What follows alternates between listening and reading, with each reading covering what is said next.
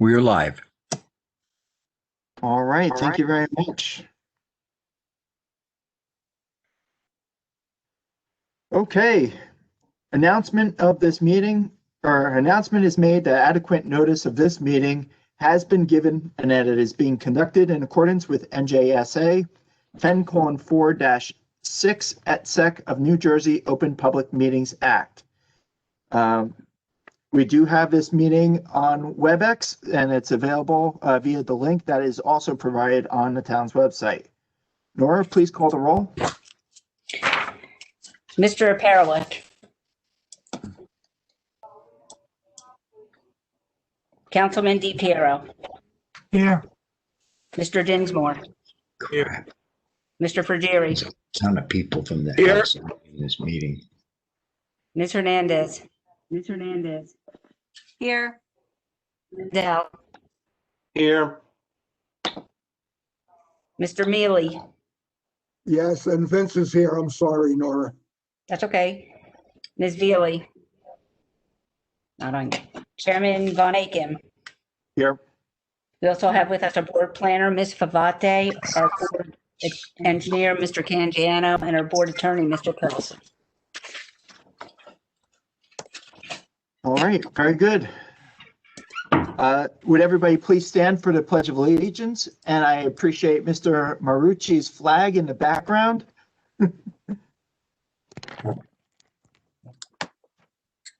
I pledge allegiance to the flag of the United States of America and to the republic for which it stands, one nation, under God, indivisible, with liberty and justice for all.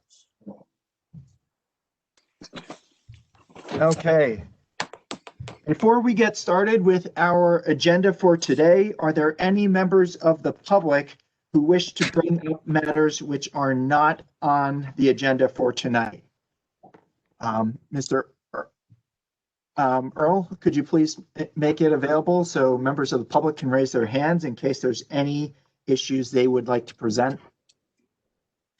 Issues not on the agenda. The raised hand is active.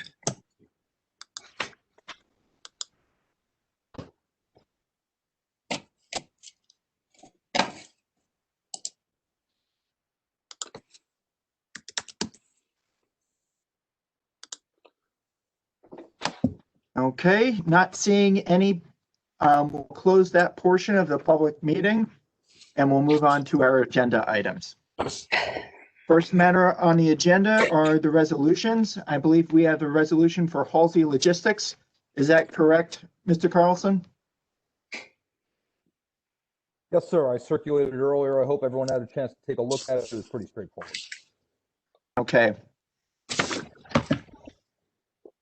Do any of the board members have a question about the resolution or any issues they wanted to raise? If not, I will accept a motion to accept the resolution. Before we do that, is Nora the list of people who are eligible to vote on the Halsey Logistics? It was, at our special meeting, it had been on there. I know who's eligible. You're not, Perelik's not, and Veely's not. Okay. I didn't think so, but I wanted to make.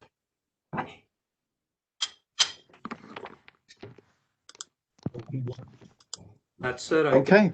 All the other motions on the list. I think it's just this one for tonight. So as far as the resolutions go, yes. Okay. So I'll need somebody who's eligible to vote to present the resolution or make a motion.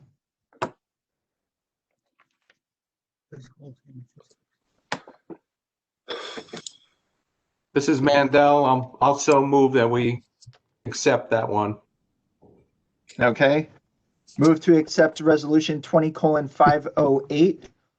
That's Halsey Logistics LLC, preliminary and final major site plan with C variances. Do we have a second? Second for Jerry. Very good. All right. Nora, let's please call the roll. DiPiero. Frugeri. Here. Yes, sorry. Hernandez. Hernandez. Yes. Mandel, Yes. Mealy, Yes, Von Aiken. Yes. All right, resolution is accepted. All right. And then I believe that's it for the resolutions for tonight. So our next item on the agenda is application 19:508. Mr. Dominic Barone of 1160 South Beverwick Road, Block 757, Lot 54, minor subdivision with C variance. Mr. Barone, are you ready to present? Actually, Mr. Chairman, it is myself who will be handling it. Joseph O'Neill of Garofalo and Ruggiero for the applicant. This is, as you said, a subdivision. We do have some waivers to attend to, I believe. And I'll ask Mr. Marucci to help me out with that. All right, that's fine. Ms. Favate, would you like to go through the waivers at this time then? Sure, Mr. Chairman. I guess the one item that we had noted as required that had not previously been provided was the permission to enter property that was provided back in September, I believe. So we have that in the record. There was a series of waivers that we recommended, and I will not list them, but largely because this is not an actual development application, this is really a subdivision. So a lot of the waivers or a lot of the checklist items do not apply. A couple other items, site photographs, because of the nature of the site, would be terribly helpful to get site photographs of woods. So we recommended a waiver of that. And I think the only other one, let's see, topographic contours actually were provided on the survey. And the DEP letter of interpretation, we don't believe we have regulated wetlands on the property. So that's it, Mr. Chairman. Okay, so there's no need to look deeper into the wetlands? I believe that Mr. Cangiano requested testimony on that, so I think that be confirmed, but it can be addressed through testimony rather than in the letter of interpretation. Okay. Mr. O'Neill, are you able to provide testimony on wetlands? Yes, we will discuss that with Mr. Marucci as we do the direct testimony.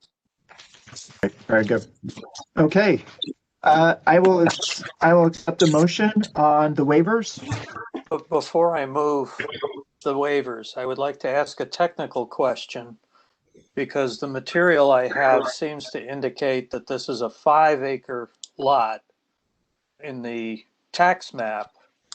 And of course, it's less than 2 acres in the application. And I'm just a little confused because it looks like there was a subdivision of a 5-acre lot, lot 54. And that is not mentioned in any of the material.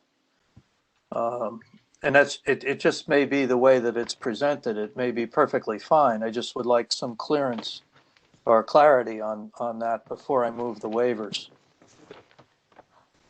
Well, I think maybe the applicant, the surveyor, can address that, or the applicant's engineer can address that. Looks like that's taken directly off the township tax map, and I think it's best to have the applicant's engineer address that.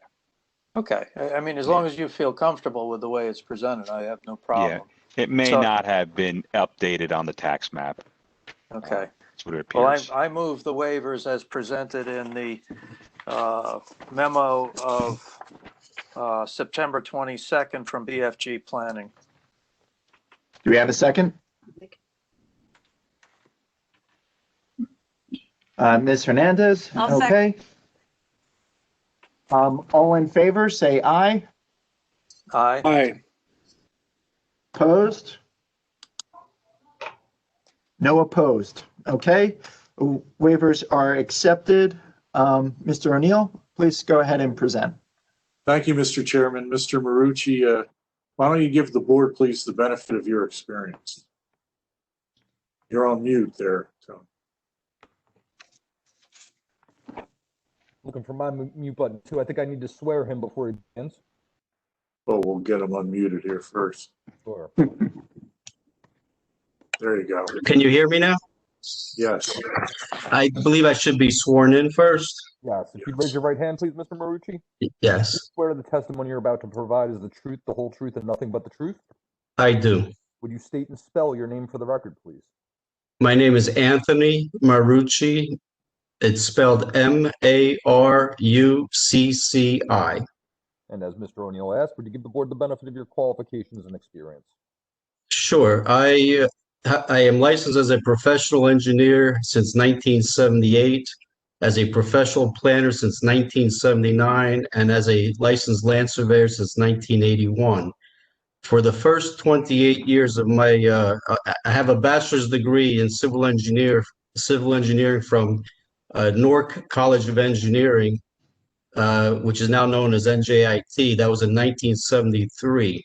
From 1973 to the year 2001, for 28 consecutive years, I worked in municipal government, first as an assistant engineer for the city of Orange, an assistant engineer for the township of South Orange, and then as city engineer for the city of Orange. And the final 13 years of that experience was township engineer for the township of Bloomfield. In 2001, I formed my own practice of Marucci Engineering, and I am a consultant to various towns. I'm the planning board and zoning board engineer for the township of Bloomfield consistently since 2001. I served as the planning board and zoning board engineer for the borough of Caldwell for 10 years up to 2014. And I've presented applications in front of various boards all over the state of New Jersey, including Parsippany, but not recently in Parsippany. So I will submit Mr. Marucci as an expert for engineering and planning for this evening. Do any board members have any questions regarding Mr. Marucci's credentials? All right, seeing none, we'll be accepting Mr. Marucci. Thank you. Thank you. So Mr. Marucci, why don't you walk us through what it is we're proposing here on this undeveloped lot down South Beverly? Sure. I just wanted to clarify, Mr. Caggiano was correct in that the tax maps were not updated. Unfortunately, there was a subdivision prior to this one, and our property right now is 84,000 plus square feet. There was a subdivision prior. If I could just give a little bit of history,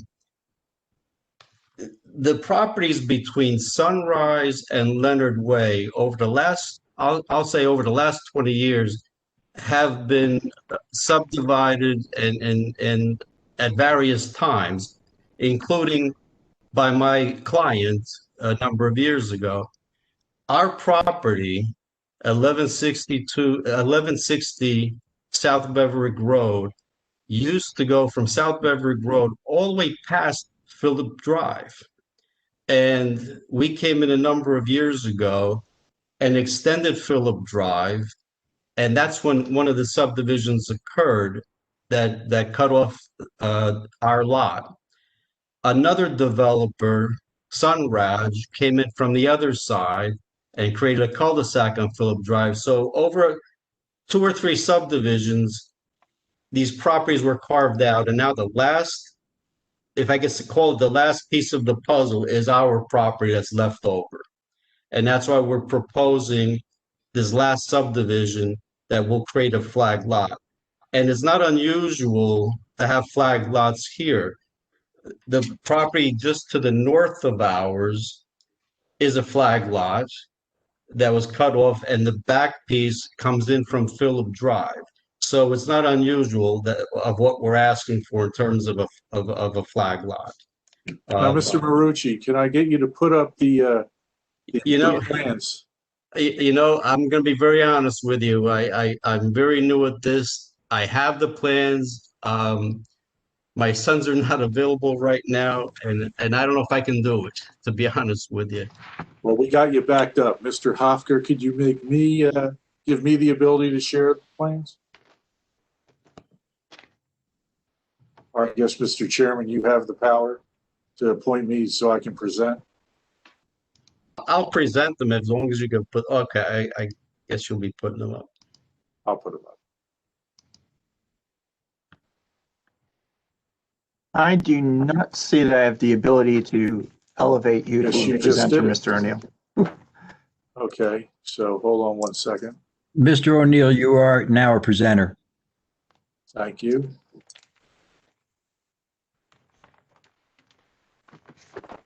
see if I can do that.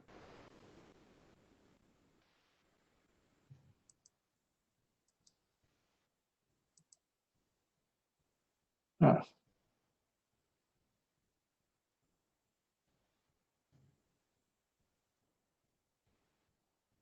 Oh, here we go.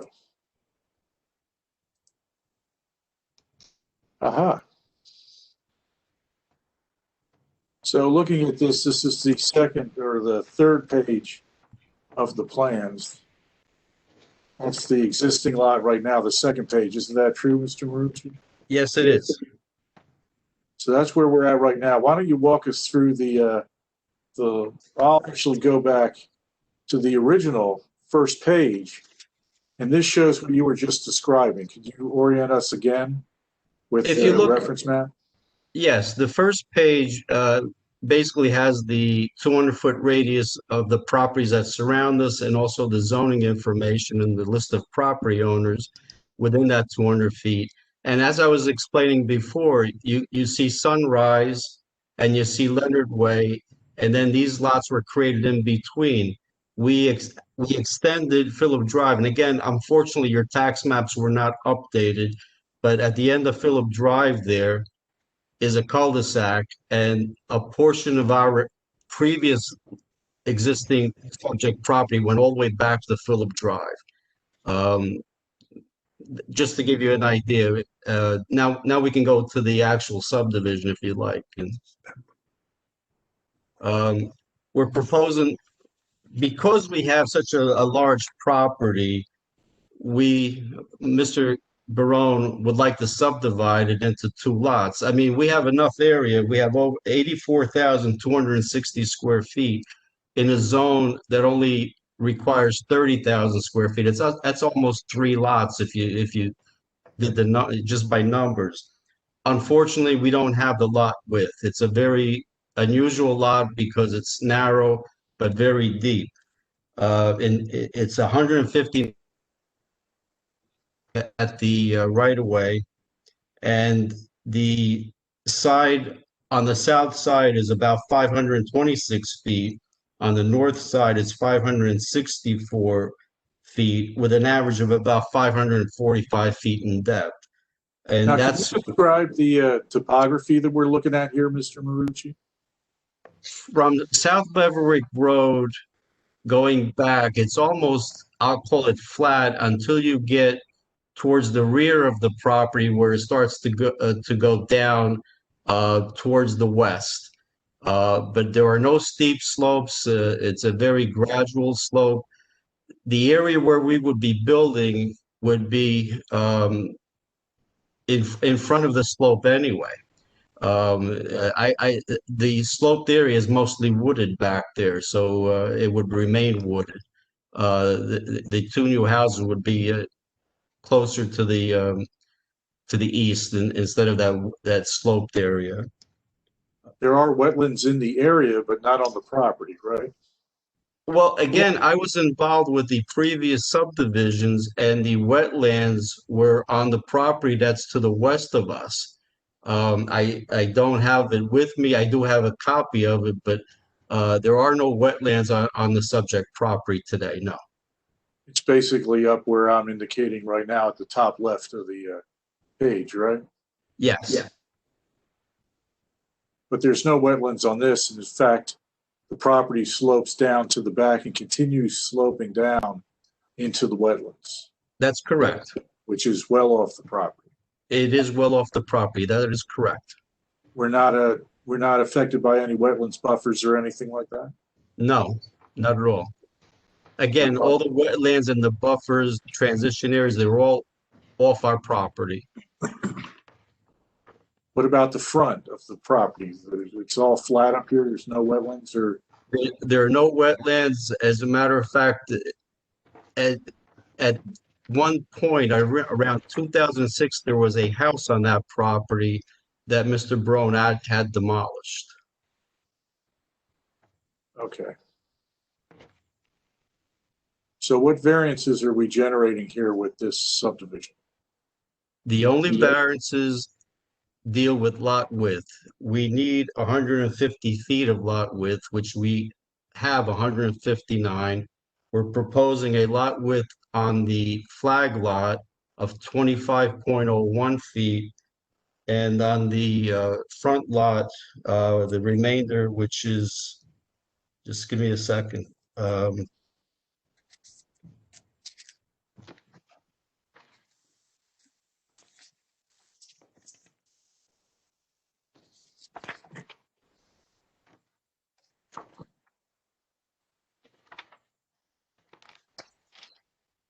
I'm sorry.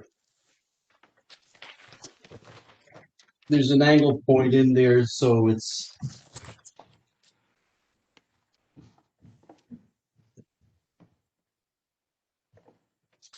I thought I wrote it down. I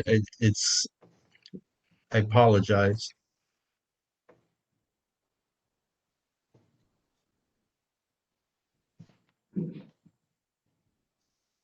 It's 58. It's 58 and 75, so it's 133, almost 134 feet. I apologize. I didn't add them up because there's an angle point in there. So we need 150. We're going to have approximately 134 feet on the front lot, and we have the flag lot with a 25, and that's and Mr. Brown wanted that so that there would be enough room for two-way traffic or to be able to go into the back lot. So is it 24.3 or 25 for that width?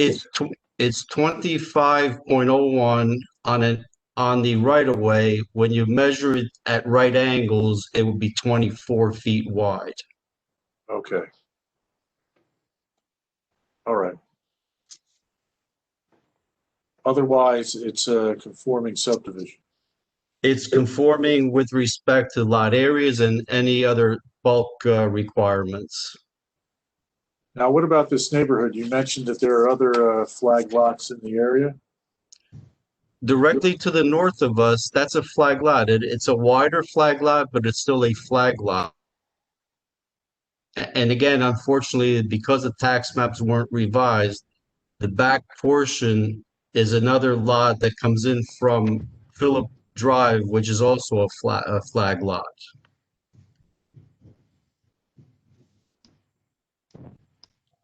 So this is not unusual in this area? It's not unusual, and again, if the board would grant it, it would be the last piece of the what I call the puzzle. This entire neighborhood would be developed at that point. And just to emphasize again, the width of the flag lot in the front allows for two-way traffic there? Yes.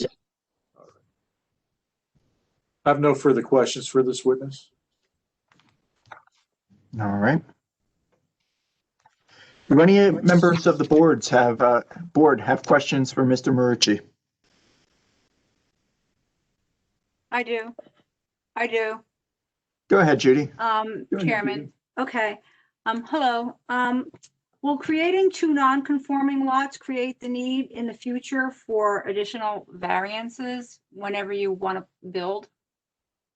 I guess that's a general question for anybody else on the board too, or the lawyer, or Andrew. In my opinion, there would be no variances. When you go to build two houses on these lots? Well, with setbacks or impervious coverage, I'm wondering, like, will there be, if they're non-conforming sites, if we make two non-conforming sites, I was just thinking in the future when you come to build and it comes before the board, will you need variances because of the size of the properties? If I may, the only variances that we're requesting is the lot width. The lot areas are both conforming, and we would meet all the bulk and setback requirements for both lots. Mr. Chairman, if I may follow on to Judy's question. Please go ahead, Mr. Mandel. The proposed driveway for the flag lot is over 7,000 square feet. Will that not trigger impervious coverage for the second dwelling?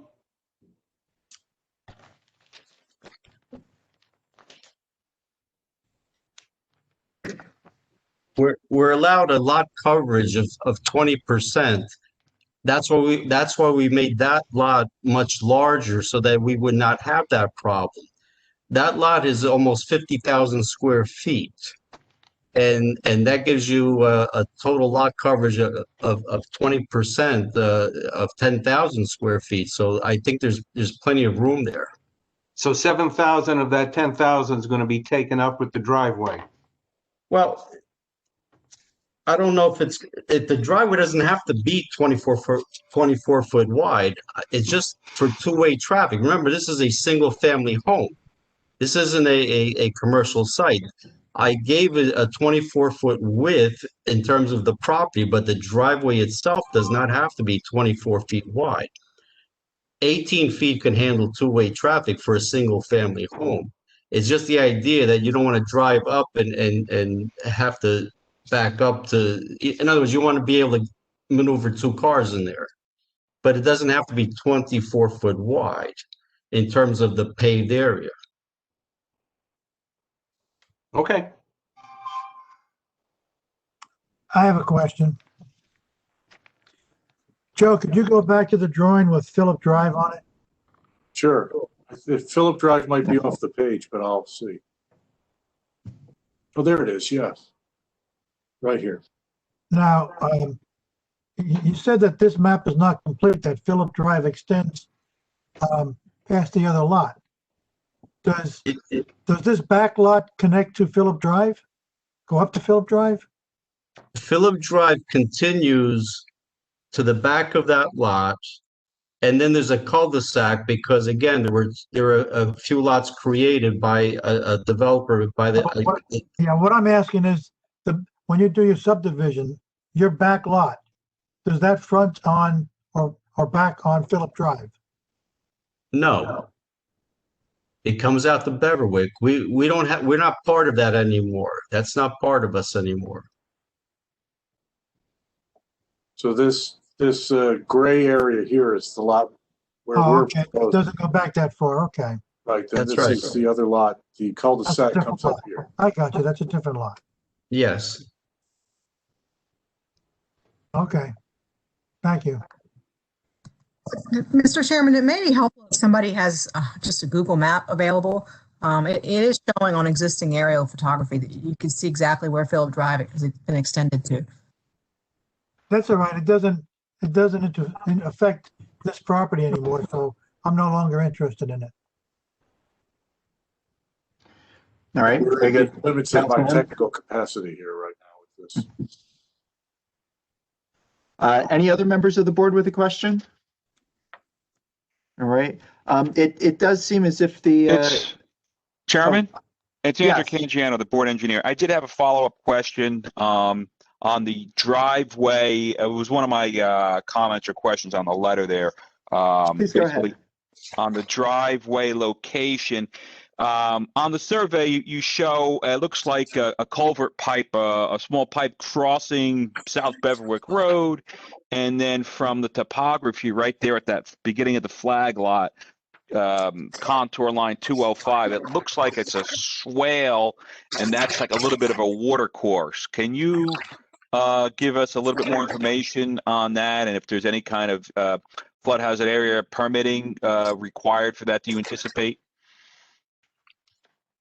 Mr. Caggiano, that situation is that the county put a drainage pipe across Beverly Road from the other side, and it's just kind of dumping in our property. I don't think we need any flood hazard data, but I have to deal with, hopefully with the approval by this board. My next step is to deal with the county on how to address that, and I believe the way we're going to have to address it is to capture the water where it comes out of that pipe and bring it to the nearest catch basin to the south. There's a catch basin just off our property to the south there, and take care of that problem.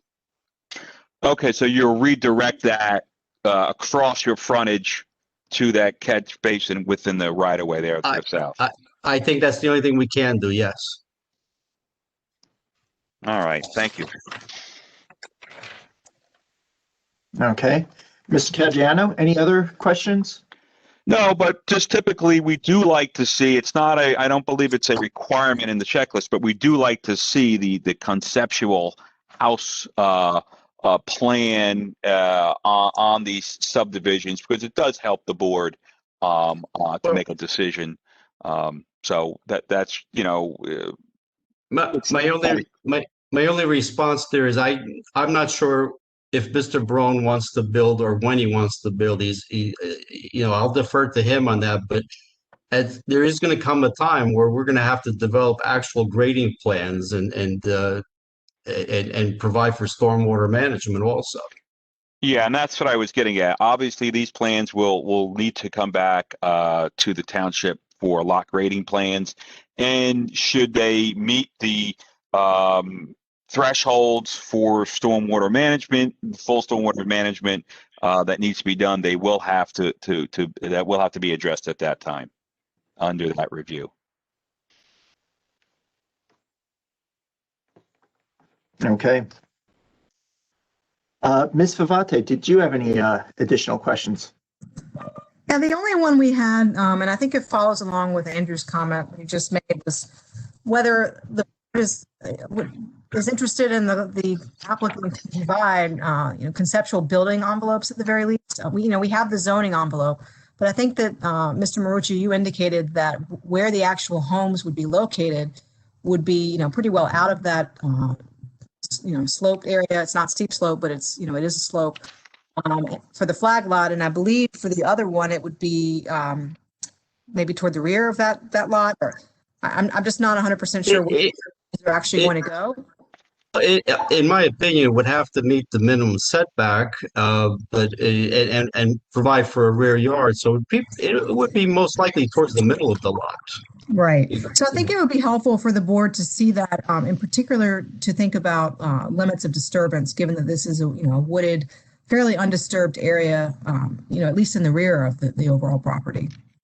And I think that would be instructive for thinking about tree removal and other impacts of disturbance. Well, this is a subdivision, Ms. Favate. So the tree removal plans all need to be addressed in the site plan. I believe Mr. Marucci is indicating we've got pretty big areas where we can disturb here for the homes. You want to see conceptual architectural layouts of that house? No, well, we often do see actual architecture, but I understand if the applicant is not, in a place where he actually has building plans.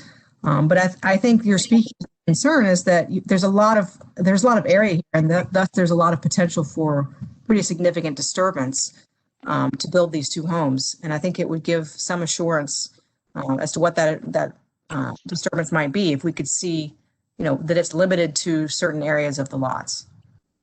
All right.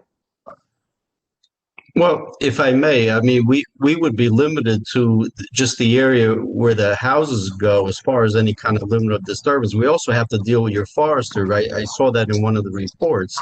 So we would have to deal with your foresters. It's not like we're going to just go and take down trees, nonchalantly. We're going to be, I don't think Mr. Brown has any plans for construction at this time, and I have to defer to him on that. Maybe Mr. O'Neill, maybe you can respond to that, because without having any house plans, it's hard to show a limit of disturbance. Yes. I think what we'll do is we'll finish up with Mr. Marucci, then y'all have an opportunity to talk to Mr. Barone. Okay. Okay, thank you.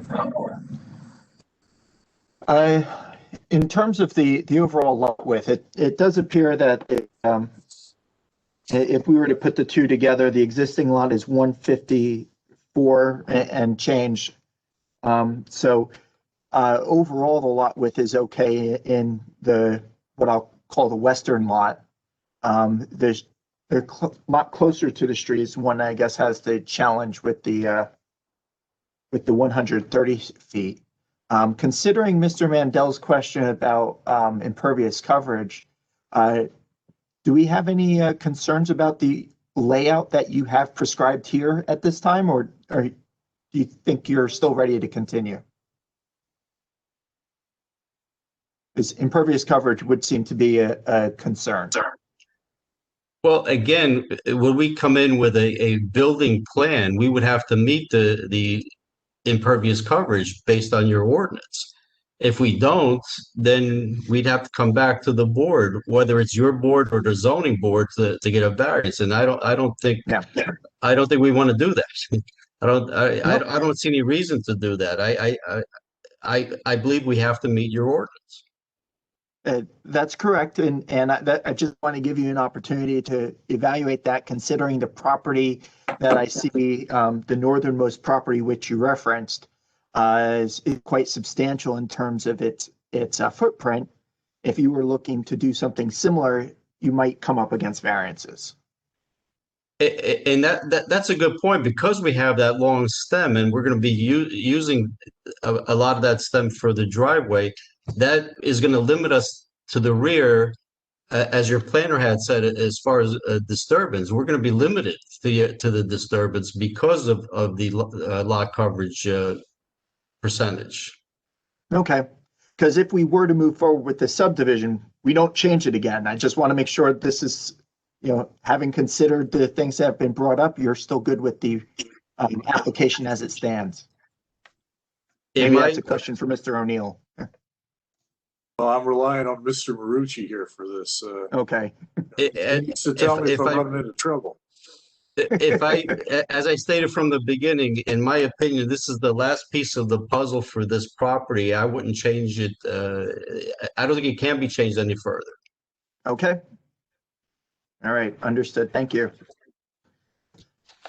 Were there any other questions from the members of the board for Mr. Marucci? Okay. If we were in person, we were normally open this up to questions from the public. We'll hold on to that until the applicant has been able to present all of their witnesses. Mr. O'Neill, if that's okay with you. That's okay. I wasn't planning on calling any other witnesses, though, Mr. Chair. Oh, okay. All right. Very good. Mr. Chairman? Yes, Mr. Mandel. Can we get an idea from the property owners as to their timeline for building? Well, let's bring up Mr. Barone then. I think we should. Mr. Barone? Yes, sir, I'm on. We're going to need to get you sworn in a little bit here. Sure, Mr. Scott Carlson, the board attorney. If you'd raise your right hand, please. Do you swear the testimony you're about to provide is the truth, the whole truth, and nothing but the truth? Yes, I do. Would you state and spell your name for the record, please? Sure. Dominic Barone, D-O-M-I-N-I-C-K, Barone, B-A-R-O-N-E. You can begin, Mr. O'Neill. Thank you, Mr. Barone. There was a question about your timeline for construction. Have you given that any thought? As of now, not really. Are you planning to market the properties at some point? Is that the initial plan?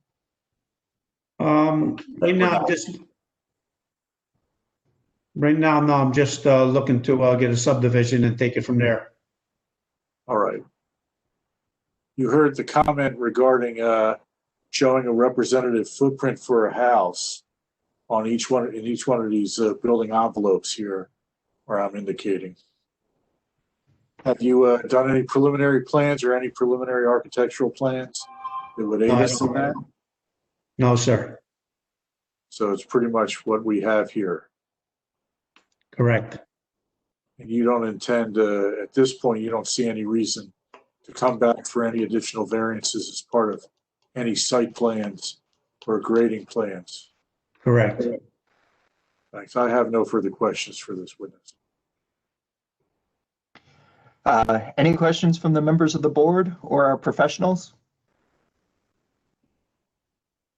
Well, it's Andrew Cangiano again, and I just did a quick napkin takeoff. You're probably looking at about over 350 feet from the frontage of this proposed to the rear lot to where you'd have your building envelope, which would be, as Mr. Mandel stated, it's probably close to 6,000 square feet of driveway if you're going to have that 18-foot driveway. So this is from Mr. Marucci. So do you feel from this layout you can provide the remaining improvements within that lot? It's about 4,000 square feet available if you use up if you're allowed almost 10,000 square feet for that lot. You're using up 5,000 to 6,000 square feet for your driveway. Do you feel you can put your proposed improvements, the footprint of the house, walks, decks, and the like, without needing an additional coverage variance? Well, as you just said, you calculated approximately 6,000 square feet for the driveway, and we have 4,000 left. Even if the footprint of the house is 2,000, it still leaves me another 2,000 for other decks, etc. I believe we have enough. Okay. I do believe we have enough. Thank you. Okay. Any other members of the board? Mr. Chairman, Mr. Mealy, Please go ahead, Mr. Mealy. there was some discussion about narrowing that driveway from 24 feet to 18 feet. Is that something that would have to be brought in front of the District 6 Fire Chief, since he has already approved what is shown? I don't know. That's a good question. Well, this is actually a site plan, Mr. Mel, issue that would be addressed at that point. We're not changing the width of the flag lot there in the front to allow, it doesn't have to be 24 feet. And certainly any site plan would be subject to the fire department's comments or concerns. I agree, Mr. O'Neill. Mr. O'Neill, if I may, though, I think the concern is we don't want your property to be unusable if we orient the flag part of this incorrectly by not making it wide enough. Mr. Marucci, is this wide enough for emergency vehicles? Well, 18 feet for the width of the actual driveway is more than a lane on a roadway. I mean, a lane on the highway is 12 feet wide. So I think if a fire engine had to get back there, it would be able to get back there. I really don't see an issue. But you could certainly go all the way to 24 feet wide if necessary. If necessary, yes. But again, I don't think we have to, and I could deal with the fire department. That's 2 lanes on the highway. You're saying this is going to be wide as 2 lanes on the highway? No, I said it. I said on a highway, a lane is 12 foot wide. So if a fire engine can drive in a 12-foot wide lane, it's going to be. It's also going to be okay to be in an 18-foot lane. Right. Obviously, if there's an emergency, you're not going to have a vehicles going in and out. It's going to be a fire engine going in there. All right.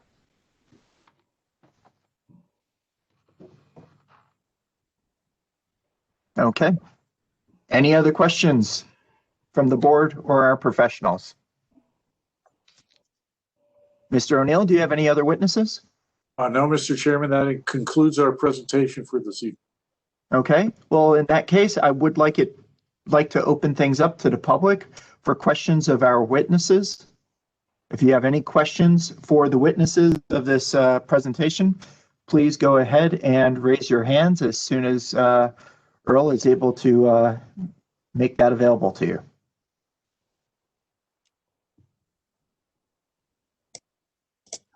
You have one hand raised now, Jackie Abam. Mr. Abam, or Ms. Abam, Jackie, go ahead. Please give your name and your address. Sure. My name is Jackie Abam, 4 Sunrise Drive. Parsippany, New Jersey. And my husband's name is Charles Sabam. Thank you very much. What's your question or comment? So my husband and I just, we've been in this house just a week, and the former owners of the house, the Cedellers, gave us a letter about the prospects of the building of the subdivision. So if you can remember, early this week, there was some rains, and my question to the engineer, based on what I know, I've lived in Parsippany for 16 years, even though I just moved to Sunrise Drive. I know we are surrounded by lots of wetlands. And what I noticed behind my house this week was a lot of water. And by virtue of the fact that this subdivision is going to be developed right behind my house, I'm just concerned because, of course, we'll be losing trees, we'll be losing some, nature. How's that going to affect me and my property and my family? So I'm just concerned because I've just been in this house for a week and I don't know, I'm concerned. So I just want to know, based on your expertise, I'm a scientist, I don't know much about engineering, but based on what I saw behind my house this week when it rained, I'm just very concerned. So can you explain to me how you're going to manage the water problem and also the privacy? Ms. Faved actually talked about disturbances. How is that going to affect me and the privacy of my family? So if you can answer that, that would be great.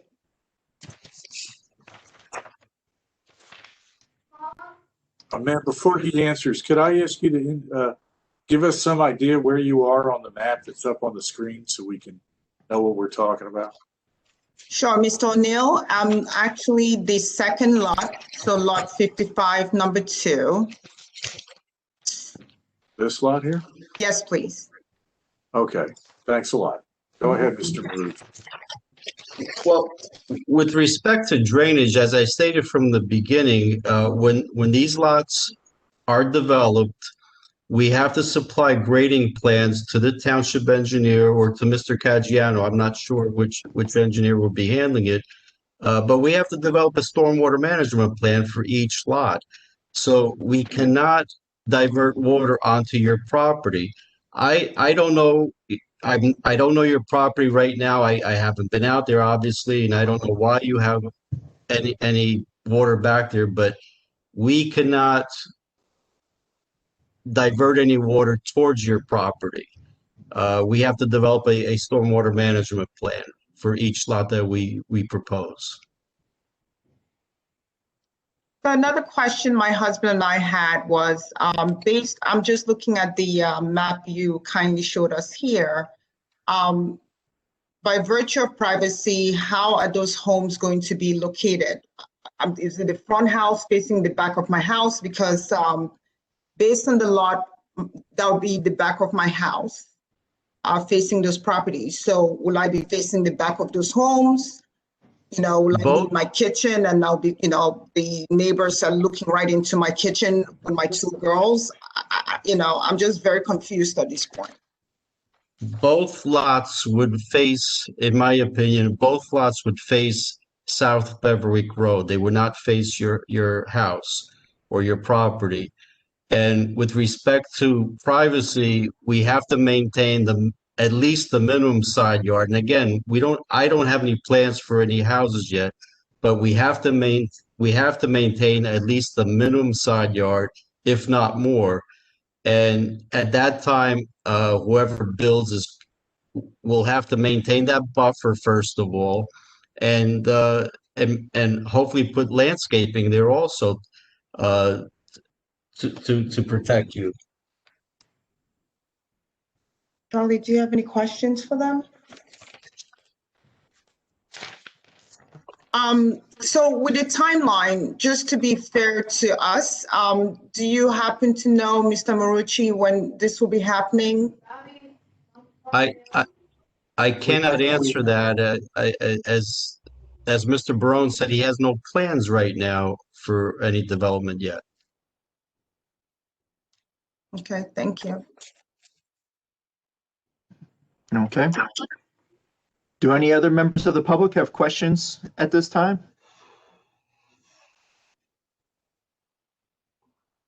Okay. Seeing no other hands raised, and Mr. O'Neill, I believe you've completed your presentation. Yes, we have, Mr. Chairman. As Mr. Marucci said, this is a common configuration in this general area with these lots. We don't have any wetlands on our property, but we acknowledge there are wetlands off these properties in the area. And as he indicated, any ultimate development that would be subject to a site plan is not going to be contributing to those issues in the wetlands. So we would hope that this board would see fit to grant these variances and allow this subdivision tonight. Okay. Any comments from the board members? All right. I have a comment, Chairman. Oh, please go ahead. Ms. Hernandez? Just a comment, especially after listening to the resident that just spoke from 4 Sunrise. I went out to the site. There are phragmites on the site, those plants that are typically in wetlands. If she's seeing water in her back, and I wouldn't be surprised, it is near wetland area. And so maybe it's not a DEP regulated wetland area, but that's going to be a consideration, especially if they're cutting down a lot of trees. So I'm hoping that they do work with the forester and come up with a really good stormwater plan. And we're gonna, as a board, it'll probably come before us, but I can understand her concern. If you went out there, you would see the phragmites out there, and maybe they grow not in wetlands, but they typically are a wetland reed. That's it. That's all I have to say. All right. Thank you, Ms. Hernandez. I'll accept the motion on this application if there's no other comments. Were there any special things that we were asking the applicant to do if we agree to this? If I may, it seems that the only thing I've heard is that we're going to ask the applicant to work with the township forester on a planting plan that will mitigate water and improve drainage. Is that something that would be done only upon the development of a site plan rather than just the That's subdivision? Correct. That's correct. And we'd say, in connection with any development, that they'll consult with the forester. I would move in the case of. Tom, one sec. I think I see Judy trying to raise her hand. I think we also mentioned about not disturbing the slopes where possible, trying to disturb some of the slopes, even though they might not exceed the 15, but that was also mentioned in the planner's memo. Very well. Mr. O'Neill, are you okay with those? Yes, we are. Thank you. All right. All right, Mr. Dinsmore? I was going to say, with those two items included in the resolution, I move that we grant in application 19:508 minor subdivision with C variance for block 757 lot 54, 1160 South Beverly Road. Do we have a second for Mr. Dinsmore's motion? Second Mandel. Right. Nora, would you please take the vote? Mr. Perelik, Yes. Councilman DiPiero, Yes. Mr. Dinsmore, Yes. Mr. Fergieri, Yeah. Yes. Ms. Hernandez.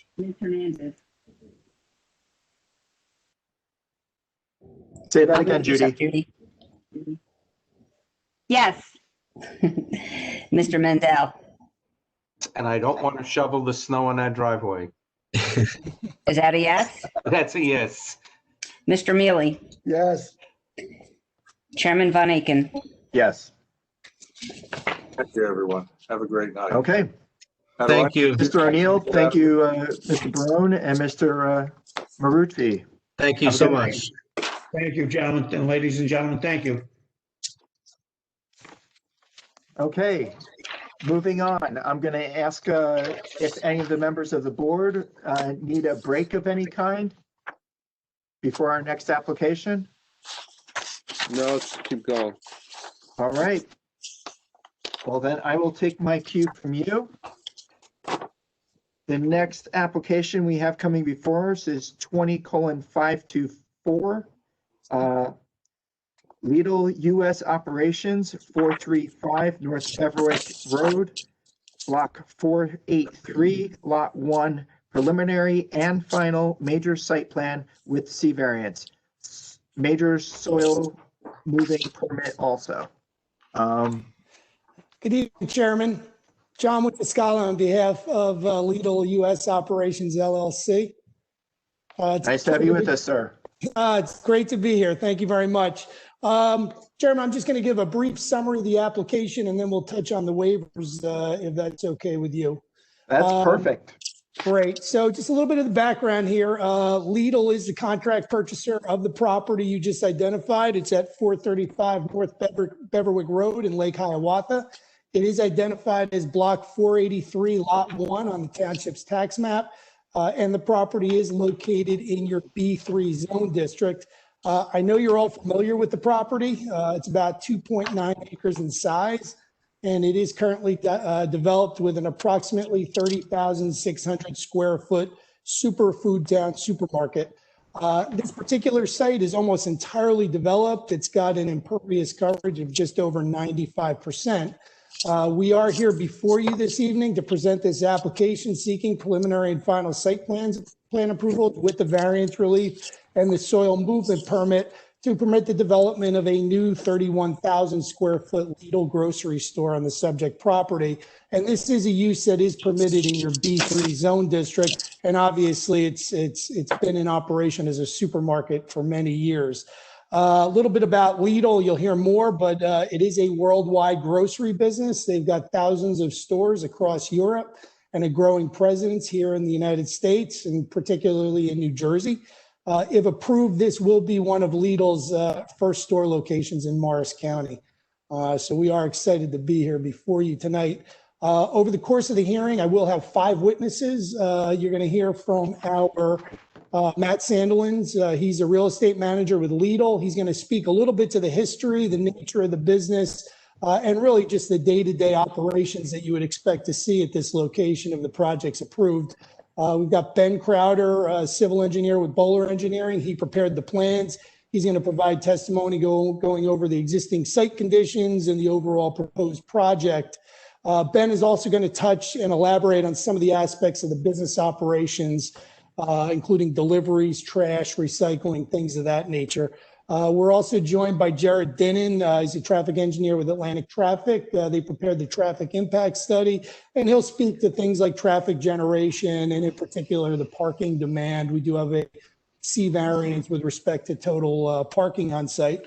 We also have Chelsea Rawson. She's our project architect with Larson Design Group. She's going to provide a overall view of the building architecture, the interior floor plans, the rooftop plan. We do have an alternative plan as well where we modified one of the building facades at the suggestion of your planner. And last but not least, we're joined by John McDonough. He's our professional planner, and he'll go through all the variance relief requested. So that's basically the team. That's our lineup. We do have a number of waivers, and they're actually referenced on page 2 of your planner's report. I can just roll through them quickly. 9 and 10 pertain to outside agency approvals, including the Morris County Planning Board. We did make our County Planning Board submittal. County Planning Board approved the project back on October 27th, and that report was submitted directly to the board. We've requested a waiver with respect to a DEP letter of interpretation. The site is entirely developed, as I indicated, and we don't believe there are any wetlands on site that impact it. You'll hear a little bit anyway from our engineer tonight just regarding overall outside permitting and the like. Comment 14 or item 14 on the general checklist is floor plans. That actually technically requires floor plans of the existing structure and the proposed structure. We've only included the proposed floor plans because the existing food town is proposed to be demolished and removed. And I think that waiver was recommended. We've also recommended requested a waiver of temporary construction, structures and storage. These are details that would typically be provided by the building contractor with the projects approved, and we're pulling building permits and, having pre-construction meetings, but our engineer can touch on that a little bit as well. We've requested a waiver of an environmental assessment study, again, because of the nature of this site being 95% impervious. There really are no undisturbed natural features. And then the last couple waivers are waivers just due to the fact that we're simultaneously seeking preliminary and final site plan approval. And, as a result, we won't have a plan that shows compliance with a preliminary. Ms. Vate, did he miss anything? He did not. Thank you. All right, very good. All right. With that in mind, any questions from the members of the board with regard to the waivers? Accept the motion to accept the waivers? Mr. Chairman, I move the waivers as presented in the BFG planning memo of October 23rd, 2020. Do we have a second? Second, Mandel. Mealy. All right, I think I heard Mr. Mealy. Yes. And we'll just do all in favor? Aye. Aye. Any opposed? None. Okay, waivers are accepted. Please move on. Okay, thank you very much. I'd like to call my first witness, Matt Sandilands, to be sworn, and we are offering Matt as a fact witness. He's not being offered as an expert. Thank you, Mr. Witcher-Skello. Sir, if you'd raise your right hand, please. You swear the testimony you're about to provide is the truth, the whole truth, and nothing but the truth. I do. Would you state and spell your name for the record, please? Matthew Sandilands, Matthew, M-A-T-T-H-E-W, Sandilands, S-A-N-D-E-L-A-N-D-S. Mr. Witcher-Skello, you said fact witness, correct? Correct. All yours. All right. Thank you, Mr. Carlson. Mr. Sandilands, why don't you just provide the board, if you will, just an overview, what your role is with Lidl, what you do, and maybe a little bit of the history of Lidl, just generally speaking. Sure, sounds good. I am a real estate manager here at Lidl. We have a regional real estate office here in Bayonne, New Jersey. As a real estate manager, I identify sites for new stores and oversight of land use approvals for new grocery store locations here in the northern New Jersey section. And I'll provide a little bit of history here for Lidl. The first modern Lidl grocery store opened in a small town in Germany in 1973. So over the past 40 years, we've expanded worldwide. We have over 11,000 stores in 32 countries, employing a little over 300,000 people globally. We came to the United States about 7 years ago. We currently have 122 stores open and operating up and down the East Coast.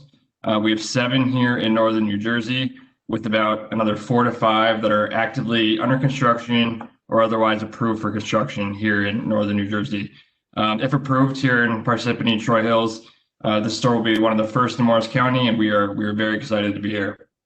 So one of Lidl's biggest values that I can represent is that we have we're 80 to 85% private label, which allows us to keep our costs down and offer our customers the highest quality products at some of the lowest prices possible.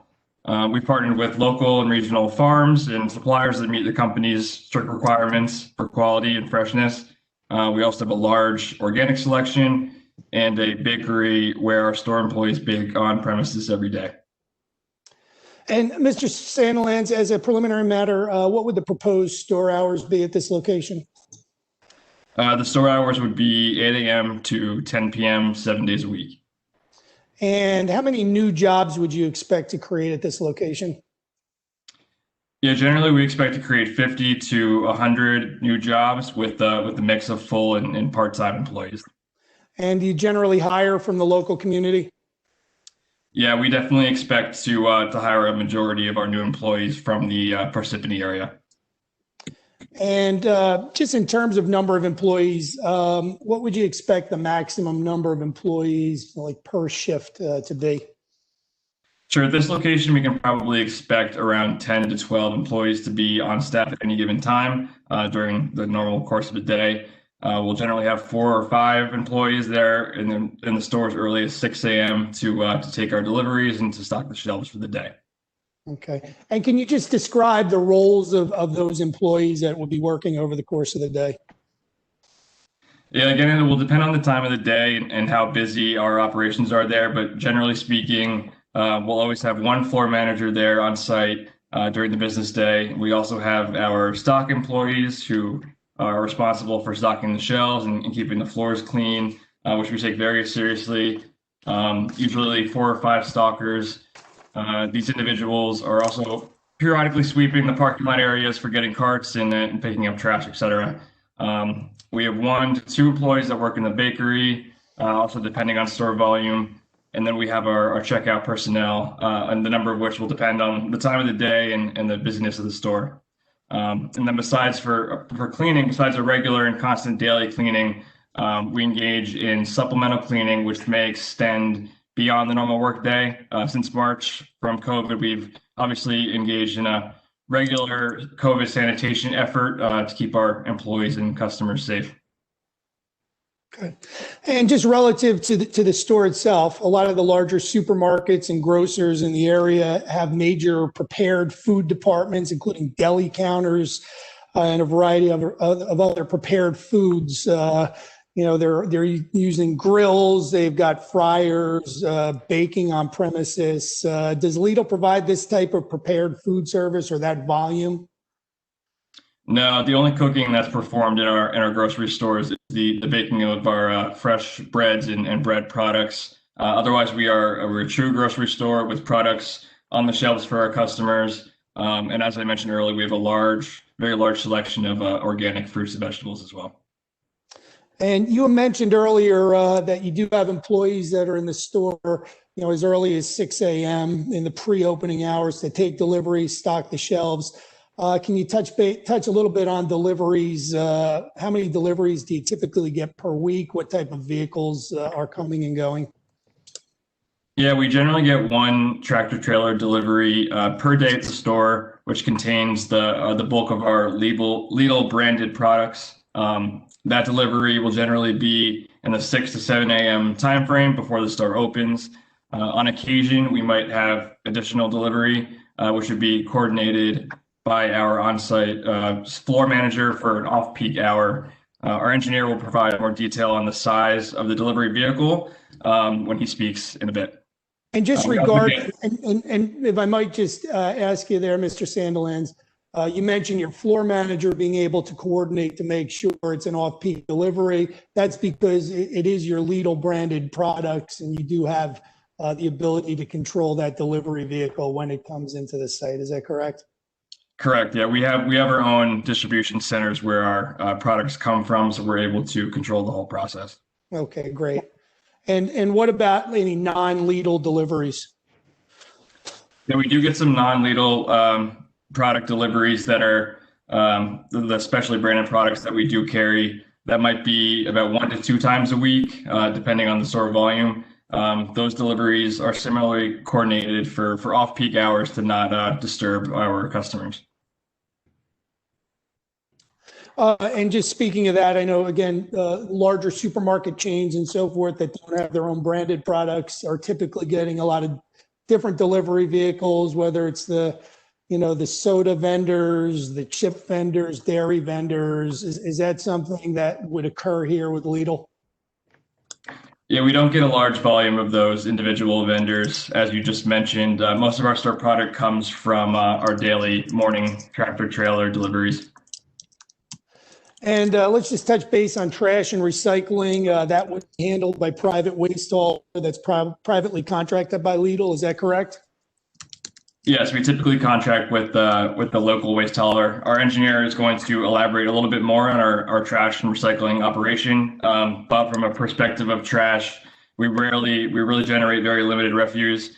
Our waste hauler will typically do pickups 1 to 2 times a week. We endeavor to have them do garbage pickups on off-peak hours, again, to not disturb any customers or employees, and also to avoid picking up trash at hours that are disruptive to our residential neighbors. And I know we're going to hear a little bit more from your engineer as well, but most of your recycling is actually baled, back of house within the store and is actually put back onto the delivery trucks and carted offsite, correct? Correct. We put most of it back to our distribution centers to recycle the whole process. Okay, thank you. I have nothing further, Chairman. Do any of our professionals have questions for this witness?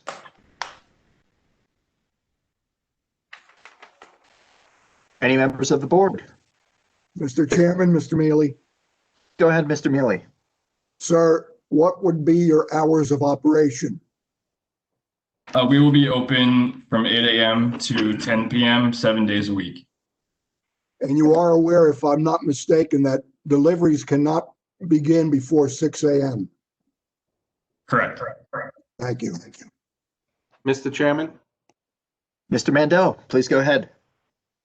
You stated that you were in the area of like 50 new employees. Do you have any idea how many employees are currently employed by Foodtown? And will you be offering those employees jobs in this new grocery store? I do not specifically know how many employees there are in the current Foodtown, but we definitely will be looking to hire most of those Foodtown employees just to give them another chance. And follow up on that, from a timeline from approval by us. Of course, now you need building approval, but what's the timeline from when Foodtown ceases to operate and Little starts to operate? Sure, we expect to close on the property sometime early next summer. And then after that, it should be about 12 to 18 months until we open our store. So I would expect towards the later part of October of 2022 is our anticipated opening. So the residents of that area will be without their local supermarket for a year, year and a half to 2 years. I mean, I suppose, but it will be worth it for us to be here. Okay.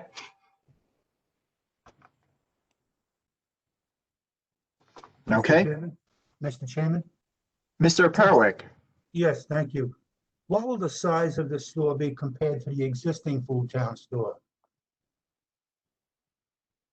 It's about a 400 square foot difference I can add. The existing store is 30,600 square feet and we're proposing 31,000.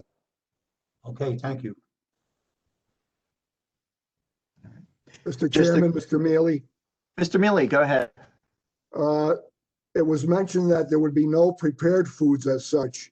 However, would there be a deli section, one that is currently quite popular at the present store?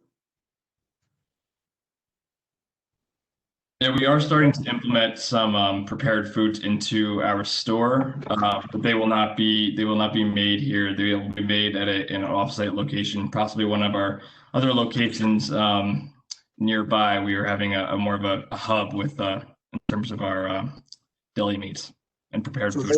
they would be prepared elsewhere and brought in and available for sale. Is that it? Correct. Thank you. Quick question for me.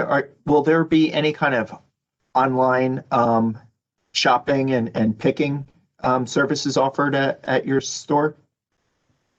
Yeah, we're implementing a process for online shopping as we speak. So by the time the store opens, that'll definitely be available. Okay. Mr. Chairman, Mr. Frugeri here. Yes, question regarding the parking lot. I've been there during storms when that lot took on some water, to say the least. I don't know. I was reviewing the application. Are we just going to maintain the lot as is? Will there be upgrades to it to get it more, in line with new parking lots that have more drainage and green islands and things of that sort. And if the information is here, that's great, but I was unable to locate it.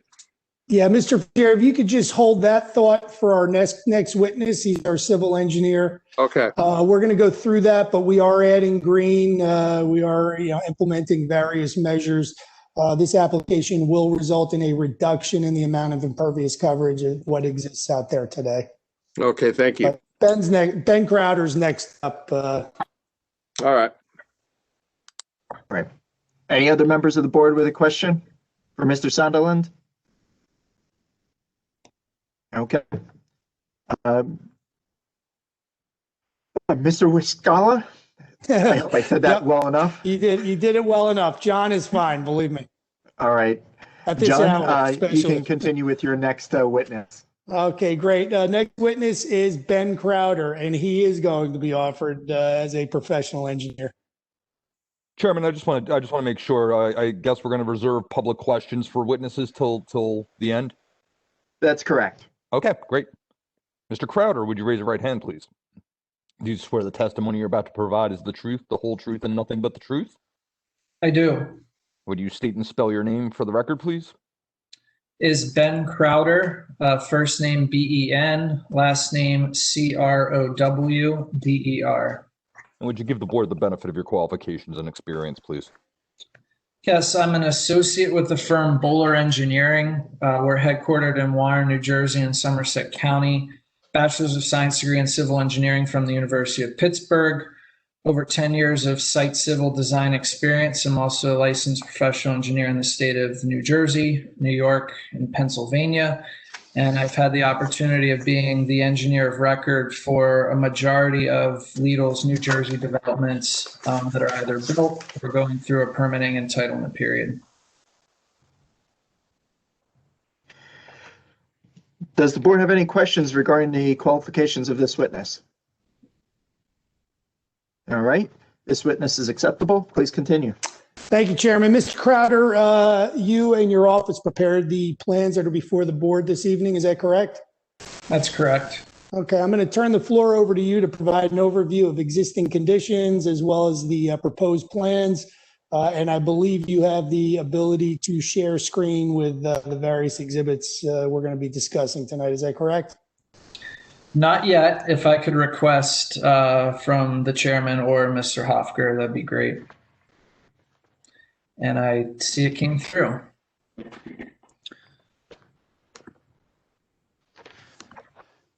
And Mr. Crowder, as you present, I guess, anything that is a new exhibit that wasn't otherwise submitted with the plans, we'll start marking probably with this one as Exhibit A1.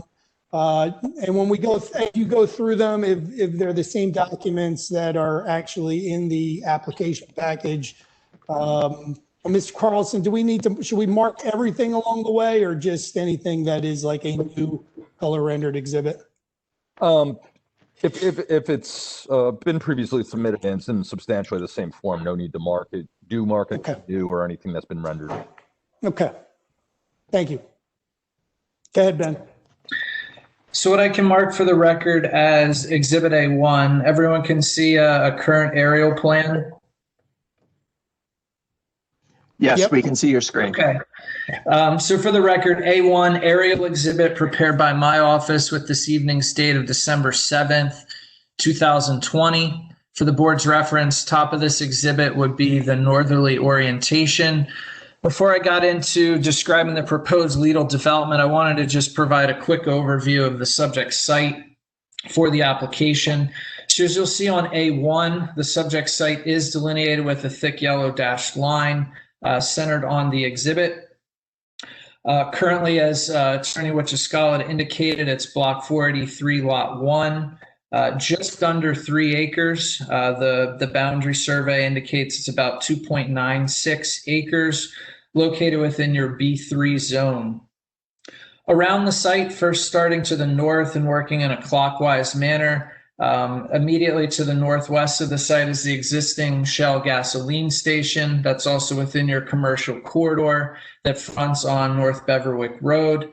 As we work along the northern property line, predominantly to the northeastern corner, there's various single-family residential homes as part of one of your residential zones. Before wrapping around to the eastern portion of the site, where you do have Volunteers Park with various sports and amenity fields. To the south of the site does have frontage on a small street called Claudine Terrace that actually transitions into Crescent Drive as you continue working south from the site. And the site also immediately to the west has frontage along North Beverwick Road, and immediately beyond that is some additional commercial zoning, which is also known as the Troy Plaza, where you have various inline commercial uses. The site from an access perspective does have a full movement driveway located on Claudine Terrace. It's effectively centered on the southern property line. And as it relates to access along North Beverwick Road, as many board members may know, extensively wide curb cuts there today. One serves as an ingress and egress driveway more centered on the frontage. And then the northerly access point, which is also extremely wide curb cut, is designated as an entry-only driveway. And also one key element that you'll see continually carried over into our proposed design is Volunteers Park and the access road servicing that. So if you're on Crescent Drive, you can access Volunteers Park through, at portions, a one-way driveway that works in a counterclockwise network, meanders through a wooded area, and it actually ties in at the very southeastern corner behind the existing superfood town. So in order to continue that one-way circulation servicing that park, you'll see how that was incorporated into our proposed site layout as a design consideration. If we look at the site itself, as Attorney Wichiscala indicated, currently occupied by a structure that's about 30,663 square feet, a majority of which is occupied by Superfood Town, but on the southern end of the overall building footprint is actually Bollywood Grill. It's an Indian restaurant, currently more on the southern appendage of that overall structure. Circulating within the site, certainly those that have been there, one-way drive aisles, angled parking from a circulation perspective, about 157 parking spaces.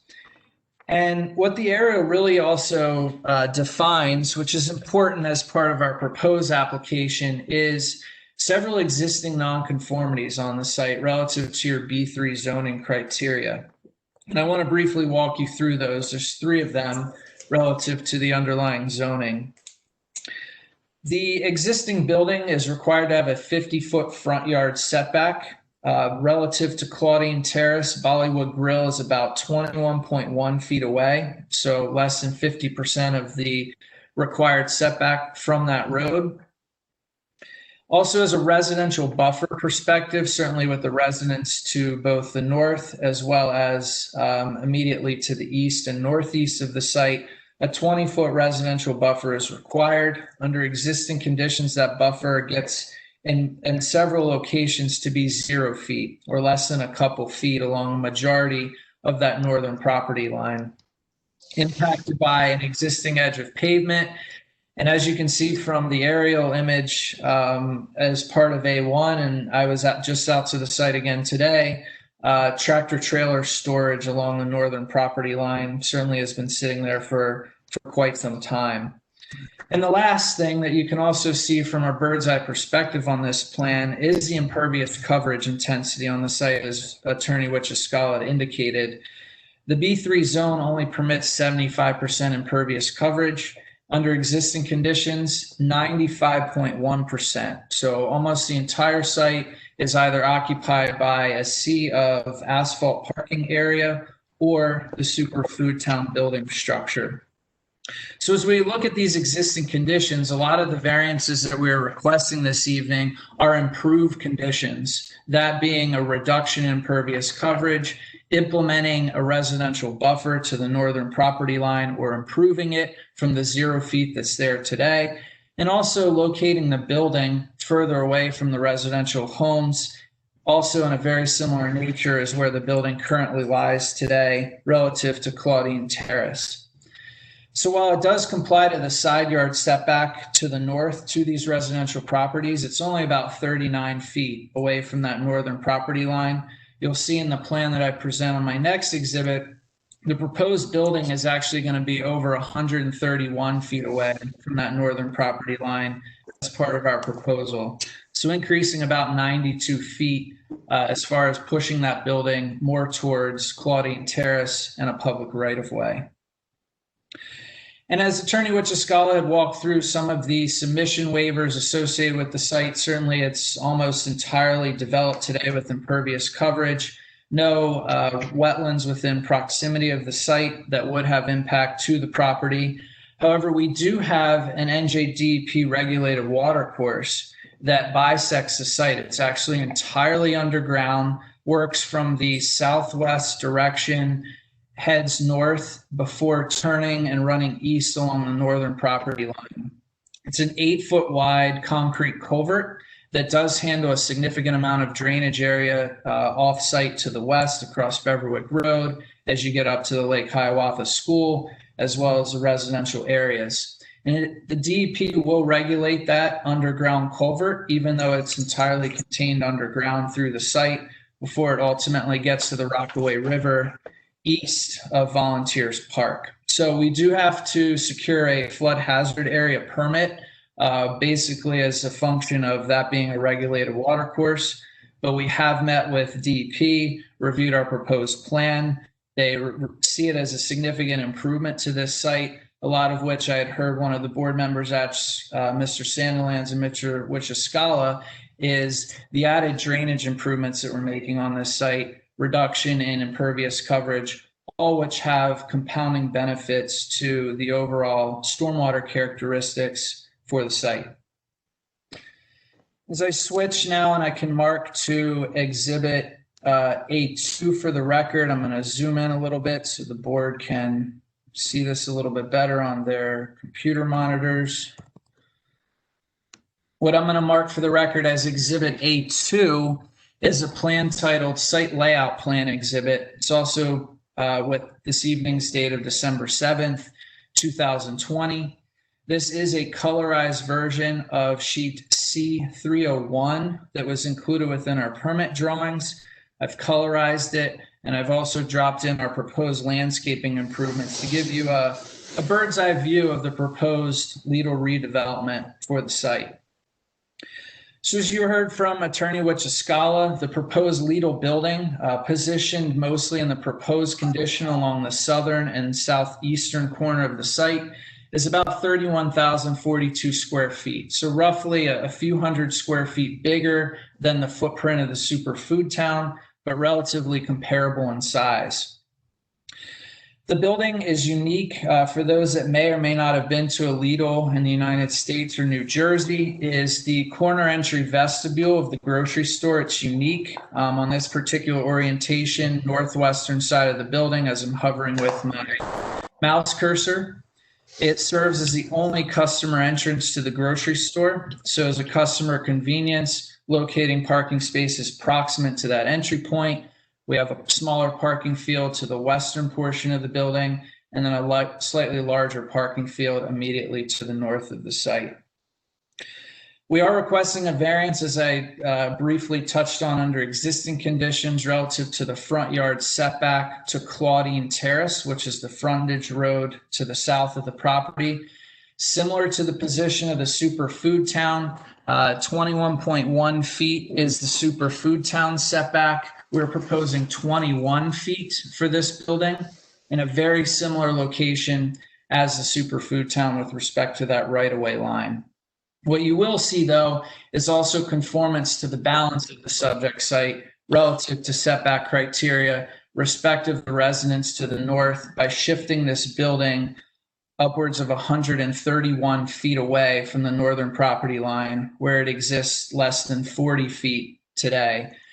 And also under existing conditions, while that building is, 39 feet away from those properties, a majority of the clockwise loading and truck delivery to the superfood town actually runs around the northern portion of that site in a clockwise manner before getting into the loading dock that's in the rear of that building. So we've moved the building south. I'll talk about loading operations shortly, but keeping that building away from the northern property line and those residential zones.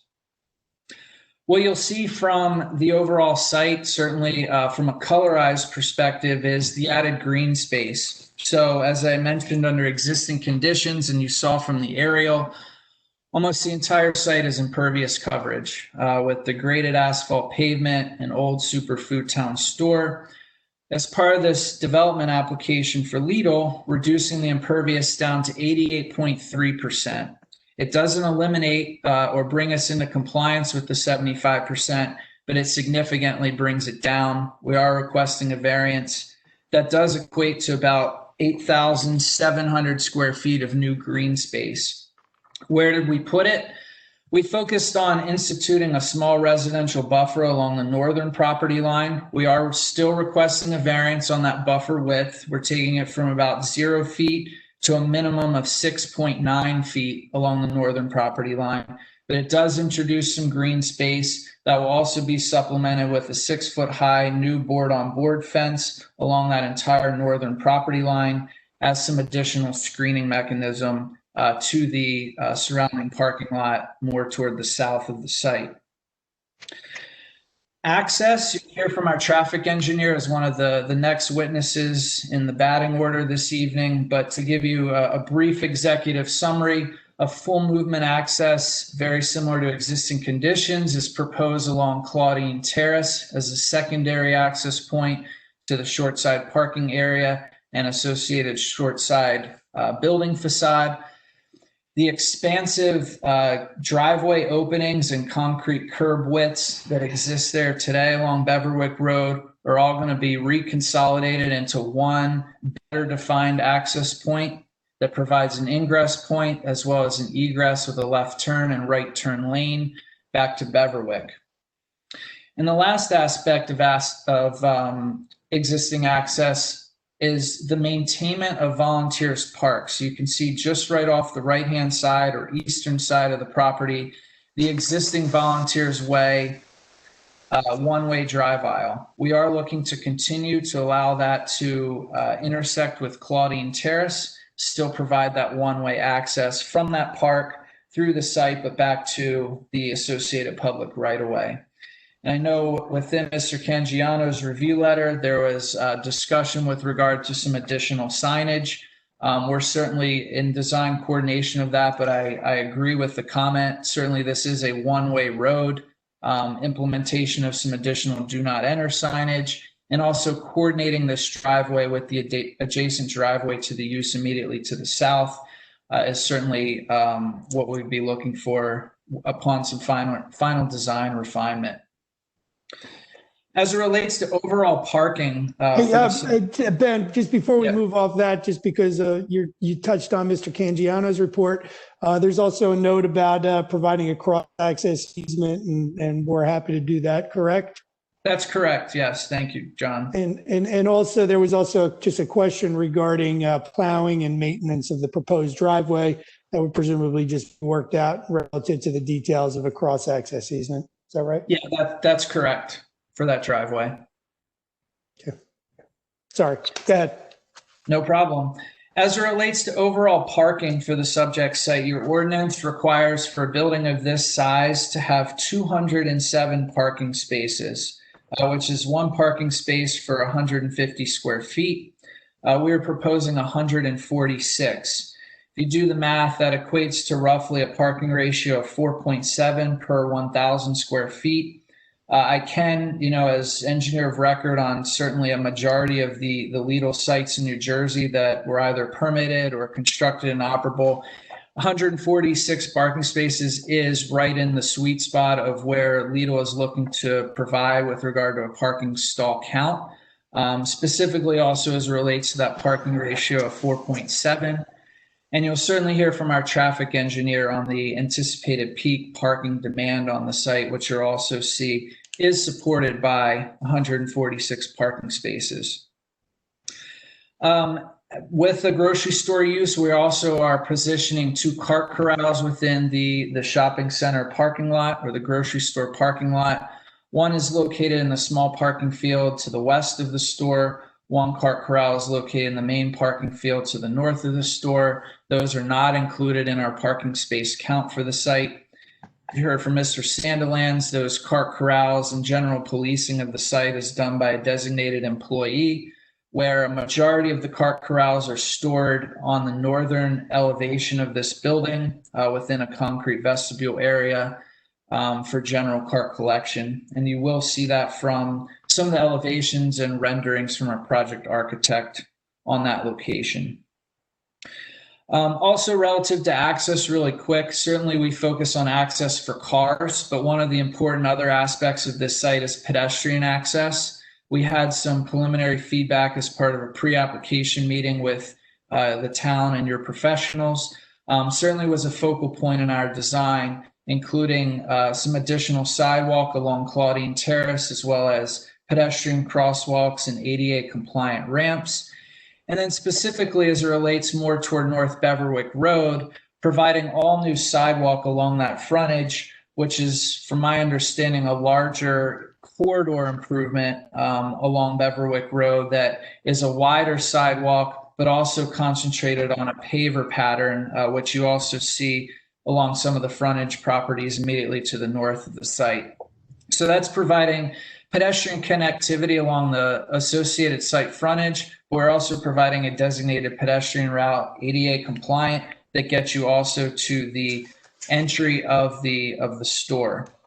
Certainly this is important for those familiar with some of the New Jersey Transit bus stops in town. There actually is 1 bus stop located both sides of North Beverwick Road in each direction, but it is centered on the frontage. So it does allow accommodations for someone to take a bus and then walk to the site or walk to the grocery store with some of these new improvements without having to walk down a sea of asphalt and one-way drive aisles that you see there under existing conditions today.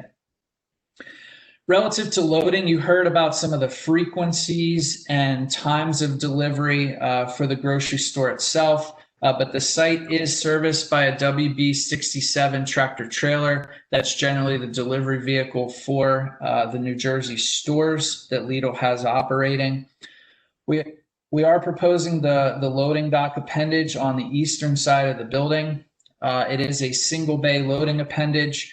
We are requesting a variance for the quantity of loading spaces. Your ordinance requires us to have 2 loading spaces for a building of this size.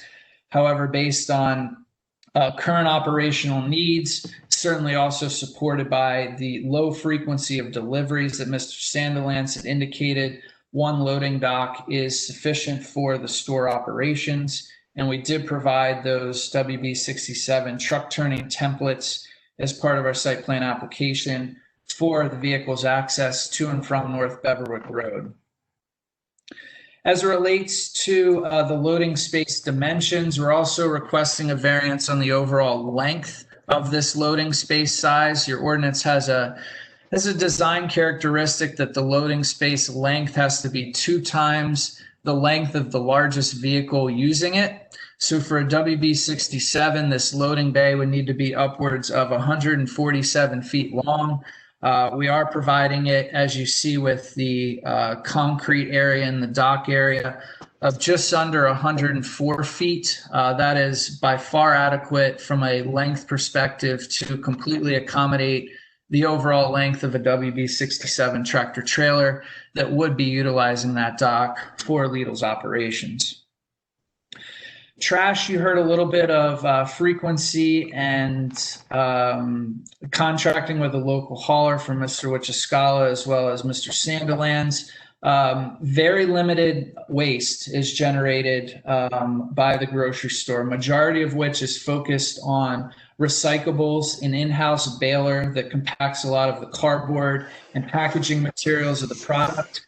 That actually goes back on the WB 67, back to the distribution center as part of a single distribution point model where you have a majority of their private label products coming from the distribution center, unloading the merchandise into the store, and then putting the recyclables back on the truck, back to the distribution center.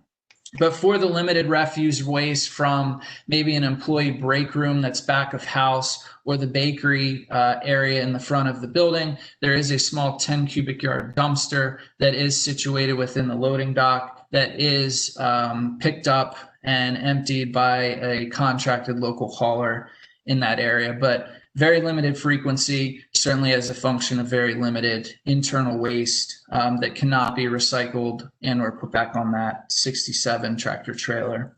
And sufficient in size, Mr. Crowder? That's correct. Okay. From a stormwater management perspective, we are considered a major development as it relates to NJDP and township stormwater management regulations. Certainly, as part of our application, we did prepare and submit a compliance stormwater management design on this property, a lot of which is supported by a reduction in impervious coverage. As I had indicated, it's about 8,700 square feet. Reduction in impervious coverage certainly has the compounding benefits to overall stormwater control on the site. But while I'm on the topic, just to further close the loop and answer some more clarification from a question I heard to Mr. Sandilands, certainly in reviewing the existing conditions of this site, there's very limited drainage infrastructure on this property. So you do have a lot of water just flowing over asphalt pavement areas. As a function of certainly reducing that intensity of asphalt area, we're also implementing several drainage structures and conveyance piping to better handle drainage and water that's impacting the subject site for certainly a significantly improved stormwater management system upon build out of the Lido grocery store. From a landscaping perspective, just to throw some numbers out there, we did prepare a fully compliant landscaping plan. A lot of it was centered on certainly adding green space to the site. 423 new plantings on this development. The focal points of our design were certainly creating some green space along the northern property line, and then a real big focus on green space along North Beverwick Road. As you recall, maybe from your viewing of Exhibit A1, it's almost entirely asphalt pavement from the street right-of-way all the way to the front of the existing superfood town. So really adding some green space, some new shade trees, street trees along the frontage, some landscaped islands that are landscaped within the main parking fields were a lot of the goals of just giving a little bit more visual aesthetic and curb appeal as you drive by the frontage of this site. Relative to lighting, we also did submit a fully compliant lighting plan. Those familiar with the current grocery store that's there today, very old, traditional, I would call them Cobra street headlights, non-traditional sources that certainly produce a lot of glare. The light poles do seemingly appear upwards of the 20 to 25 foot height range within the parking lot. As part of this proposal, all of those old lights are being removed in favor of new state-of-the-art LED parking lot area lights, as well as some various LED wall sconces along the facades of the building. I know there was a comment within the board planner's review letter of potentially lower height.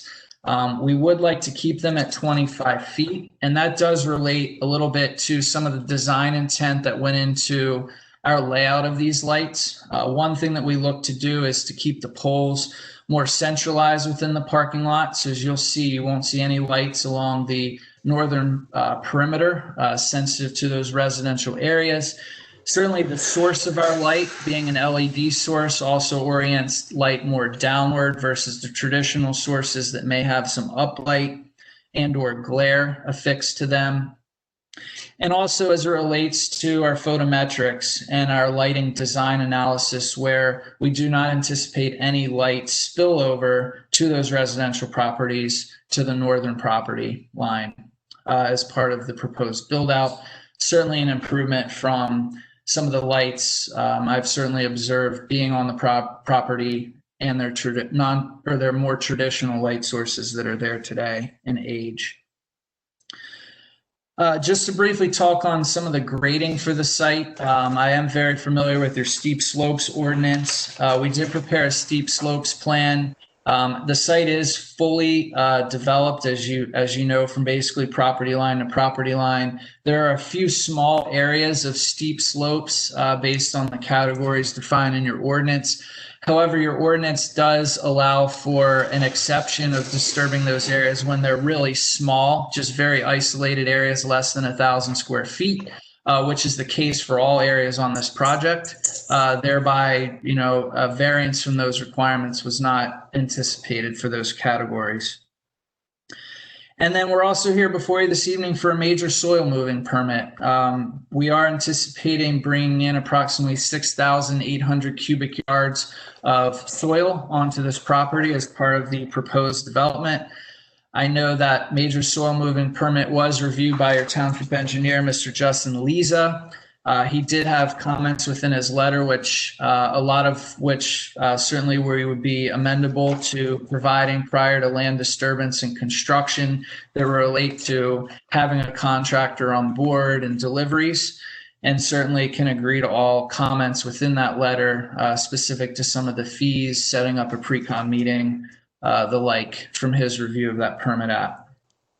And the last thing I wanted to briefly talk about was signage, and that really covers, it will cover the variances that we need this evening, both from a freestanding and building mounted sign perspective. Well, I do have A2 up here. I wanted to quickly show you the locations first, and then I can briefly show you some details of those signs, and you'll certainly see a better illustration from our architect when you see some elevations and see those sign placements on those facades. But relative to freestanding sign, we are proposing one freestanding sign. It's located on the northern side of the now consolidated single access point to North Beverwick Road. That sign is set back about 15 feet from the right of way. That does satisfy your ordinance. I'll show you a photo of that sign shortly. The building mounted signs, we actually are permitted 2 signs for this building. We're proposing 4. I'll show you the details that kind of work together as just 2 signs, but we treat them as 4 individual signs. 2 signs on the western facade and 2 signs on the northern facade, both proximate to that corner entry vestibule, having the ability to certainly demarcate the entry point for customers at the Lidl grocery store. And what I'll bring up, Mr. Chairman, I can mark it if necessary, but this is an exact copy of a plan sheet that was provided within our permit drawing set. Yeah, I don't think we need to mark it then, but you may want to just blow up on it because it's a little. Yep. Thank you. So what I'll first describe is, and I'll pan over here, detail 2 of sheet 903 is what I'm on, is the associated Lidl freestanding sign. We were requesting a variance for this sign to be 20 feet in height, whereas 15 feet is permitted. Certainly we had gotten some feedback from your board planner and certainly a review of even the existing super food town site there that's on the site today. In working with Lidl, we are going to reduce the sign height down to 15 feet and be in compliance with your ordinance, and thereby not needing a variance as originally proposed. We also are requesting a variance for the sign area of about 96.33 square feet, whereas only 25 feet was permitted. However, with the reduced sign height, and the reduced sign intensity and working with Lidl, that new reduced height sign would only have about 60 square feet in total size. And that was in response to some of the comments from your board planner's review letter as far as that sign goes. We are still requesting, though, there is a maximum sign width of 6 feet that is permitted, even with reducing the sign down to what I've described. For this application, it still is 6 foot 4 inches wide, de minimis above that 6 foot width, but I did want to put that on the record as still a required variance.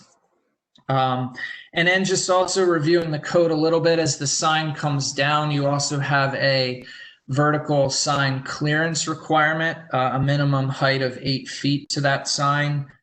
With the reduced height down to 15 feet, it would be 5 foot 7 inches, thus a variance there. But certainly, as I indicated on Exhibit A2, that sign is located within a fully landscaped area. There is no anticipated pedestrian traffic or anything walking under that sign, which is likely part of the intent of that ordinance section. Any sightline issues, Ben? No, none for the record. We have placed that with respect to certainly some of the ordinance setback criteria, but also keeping it out of sight lines. And as you can see, the design of the sign is single pole oriented as to provide an open sight line immediately below that sign face.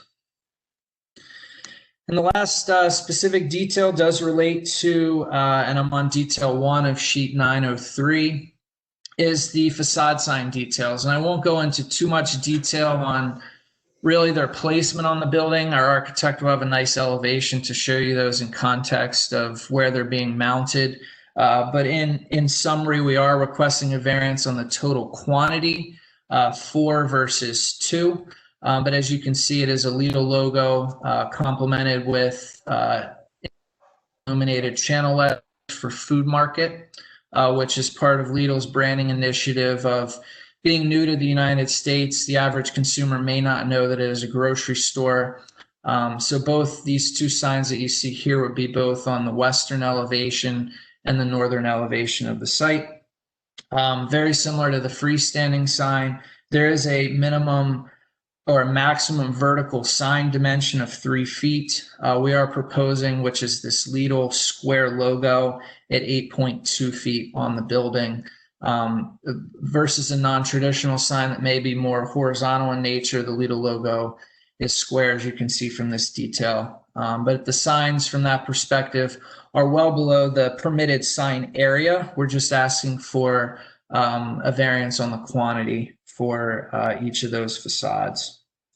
And as your board planner did identify in the review letter, I think we do also need one additional variance for the additional signs. There's a small subsection sign of the original sign area, as you can see here, like to like relative to the western to the northern elevation. So we would request that certainly as a continuity above that corner entry for the Lidl grocery store. And that, Mr. Wojciechowski, was most of my direct on Lidl. Okay. And Mr. Cangiano had asked for some testimony regarding the proposed generator enclosure and suggestion maybe of some bollards and so forth. Can you just touch on that? Yeah, our architect is going to bring up the floor plan, but just for the board's record, there is a small, and I'm back on A2, a small generator enclosure. It's actually open air above, but it is walled on all sides. There is a small access door on the eastern side of the building to that generator room. As suggested by Mr. Cangiano, putting a bollard there, we can certainly be amendable to complying and providing that for that access point. But our architect will describe that space a little bit more relative to the balance of the building. Okay, great. There was also a comment regarding the driveway, North Beverwick driveway entrance, and considering eliminating or moving one of the parking spaces there, just to avoid any potential traffic queue. Can you speak to that? Yeah, absolutely. We've looked at it, and you will certainly hear some additional testimony from our traffic engineer. But I agree with the suggestion of Mr. Cangiano of eliminating one space. Please correct me if I'm wrong, but I do believe it's this first space along the main drive aisle. That just allows, in the event there was some type of queue to get back onto North Beverwick, losing one space. So we'd be down to 145 with this application in lieu of 146. Okay. Would you be able to just relocate it anywhere else, or not really? We're pretty much, we've looked at some of the feasibility. I think it's probably best to just lose the one space there. Still works from Lidl's perspective operationally. And certainly, Mr. Cangiano, from your review letter, I've reviewed all the balance of the comments, and we can certainly agree to those. Mr. Wichiscala just identified a couple for discussion. And just to confirm, minimum width of the sidewalk along the proposed building? Along the proposed building is a minimum of 5 feet along this northern facade. It's actually a little bit wider, 6 to 7 feet on the shorter side of the building in the ADA areas. Okay. And just speaking to, and I'll just touch on it, the balance of Mr. Cangiano's review letter, a good number of engineering comments, all of which are otherwise acceptable to the applicant. Is that correct? That's correct. One comment here was coordination with the fire official. Have you had an opportunity to speak with the fire official on the project? Yes, I have. I actually, right before this hearing, had the opportunity, Mr. Fire Chief Steve Colantoni from Lake Hiawatha Fire Department did issue a review letter to the Secretary, Ms. Jolie, consisting of 5 comments. We did review those in great detail, and briefly to touch on them, we are going to accommodate each of the requests, but specifically, I wanted to hit on items 2 and 3 within that review letter. As coordinated with Mr. Calantoni, was providing a access halfway down the length of the loading dock area for his fire apparatus. So we can do a small shift of Lidl's pad-mounted transformer to provide a 10-foot wide grass paver emergency access point for his truck. He had also inquired about the ability for trucks relative to the northern or long side of the building, had originally suggested losing some parking space along the northern facade. But what we came to resolution on is, as you'll see on the northern facade of the building, there is one striped out space. Relocating this space to the center of the northern facade immediately in front of the FDC, which was Mr. Calantoni's major concern, just allowing his fire and emergency apparatus to have access to that fire department connection on the building, which he did deem as an acceptable solution along that main drive aisle. And then the balance of the comments, certainly Knox box coordination, certainly we can be amendable to. And some of the other comments were just some clarifications for him. And I told him certainly post approval, if we had a favorable approval from this board, that we would certainly continue to work with him through the closeout and compliance phase of this project to make sure that his apparatus and emergency response was adequately what he needed for this project. And you've had the opportunity to review the various reports from the water department, and all those comments are acceptable. Is that correct? That's correct. And the same thing goes for Mr. Liz's November 17th report on the soil movement permit. I know a number of them are about fees and some other things that'll have to be provided, and those are all acceptable comments, correct? That's correct. And you've also reviewed the November 24th report of the Parks and Forestry Department, some suggestion on some additional evergreen plants, 6 cypress, 6 spruce on the southeast sides of the property, and that's acceptable as well, correct? That's correct. I think the last report we have is actually the planning report. It's got a number of comments, comments obviously with respect to drinking water. We'll have to comply and satisfy the requirements, understanding the scarce resources restraint order that's in effect. Is that correct? Can you just touch on that briefly?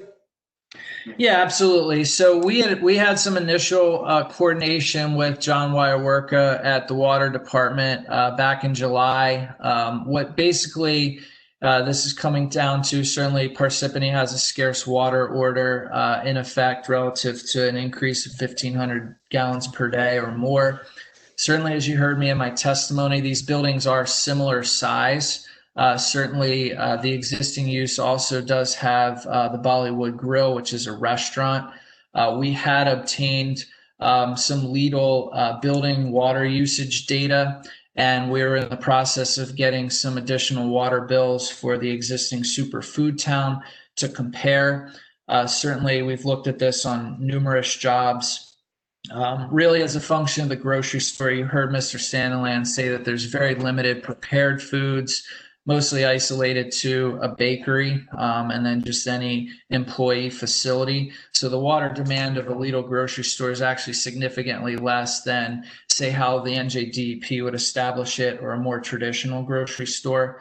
What we, as identified in the board planner's review letter, we just need to work with Mr. Wyaworka to really put together an engineering summary to show that the water demand is at presumably less than existing conditions for the Lidl grocery store. Okay, thank you. Comment 2 is building elevations. We'll defer to the architect on that. But item 3, landscaping, the board planner had recommended, again, some additional evergreen trees along the homes, facing on Claudine Terrace, some shrubs and some various other plantings. All of those comments are acceptable. We would work with the board planner to supplement the landscaping plan accordingly. Is that right? Yeah, that's correct. And we'll also comply with comment 4, which speaks about coordination of our work, et cetera, relative to the sidewalk on North Beverwick Road. Correct. And I know you already touched on lighting and you touched on the signs, and we already spoke about the cross-access easement, which is item 8 on that drive from Volunteer Park. And I think that concludes all the reports.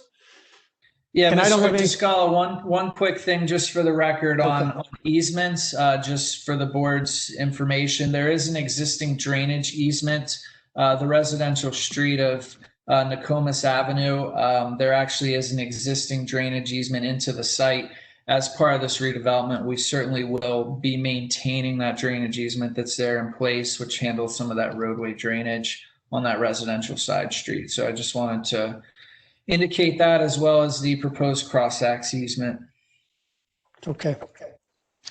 Thank you. I have nothing further, Chairman.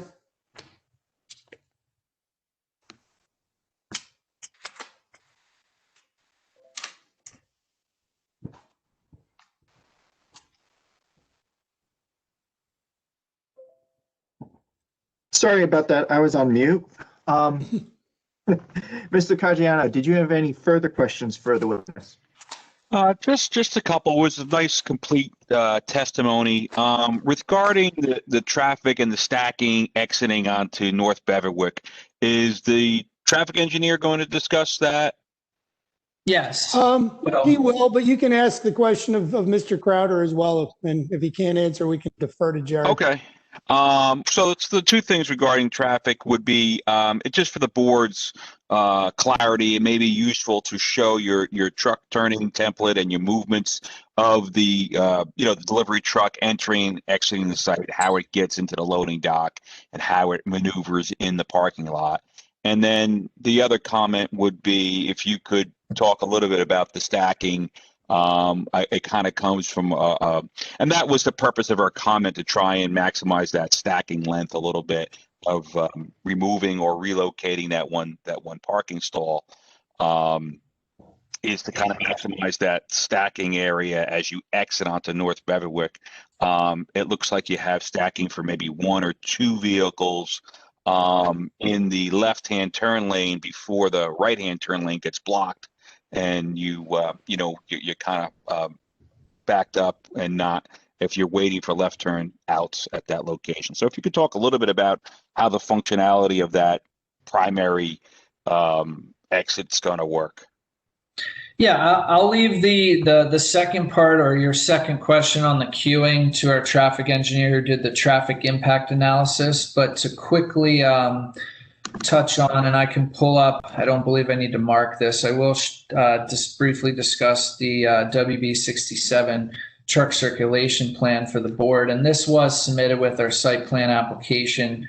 What you can see on this plan, and I am on sheet C906, is access from Beverwick in a northbound direction The site traverses in along the main northern drive aisle before reversing into the single bay loading appendage. And then you probably saw on the colorized plan, there is some striped out area within the main parking field, and that's to accommodate the egress maneuver of the associated truck back to Beverwick in either direction, presumably to the south, but also to the north from a curb line design.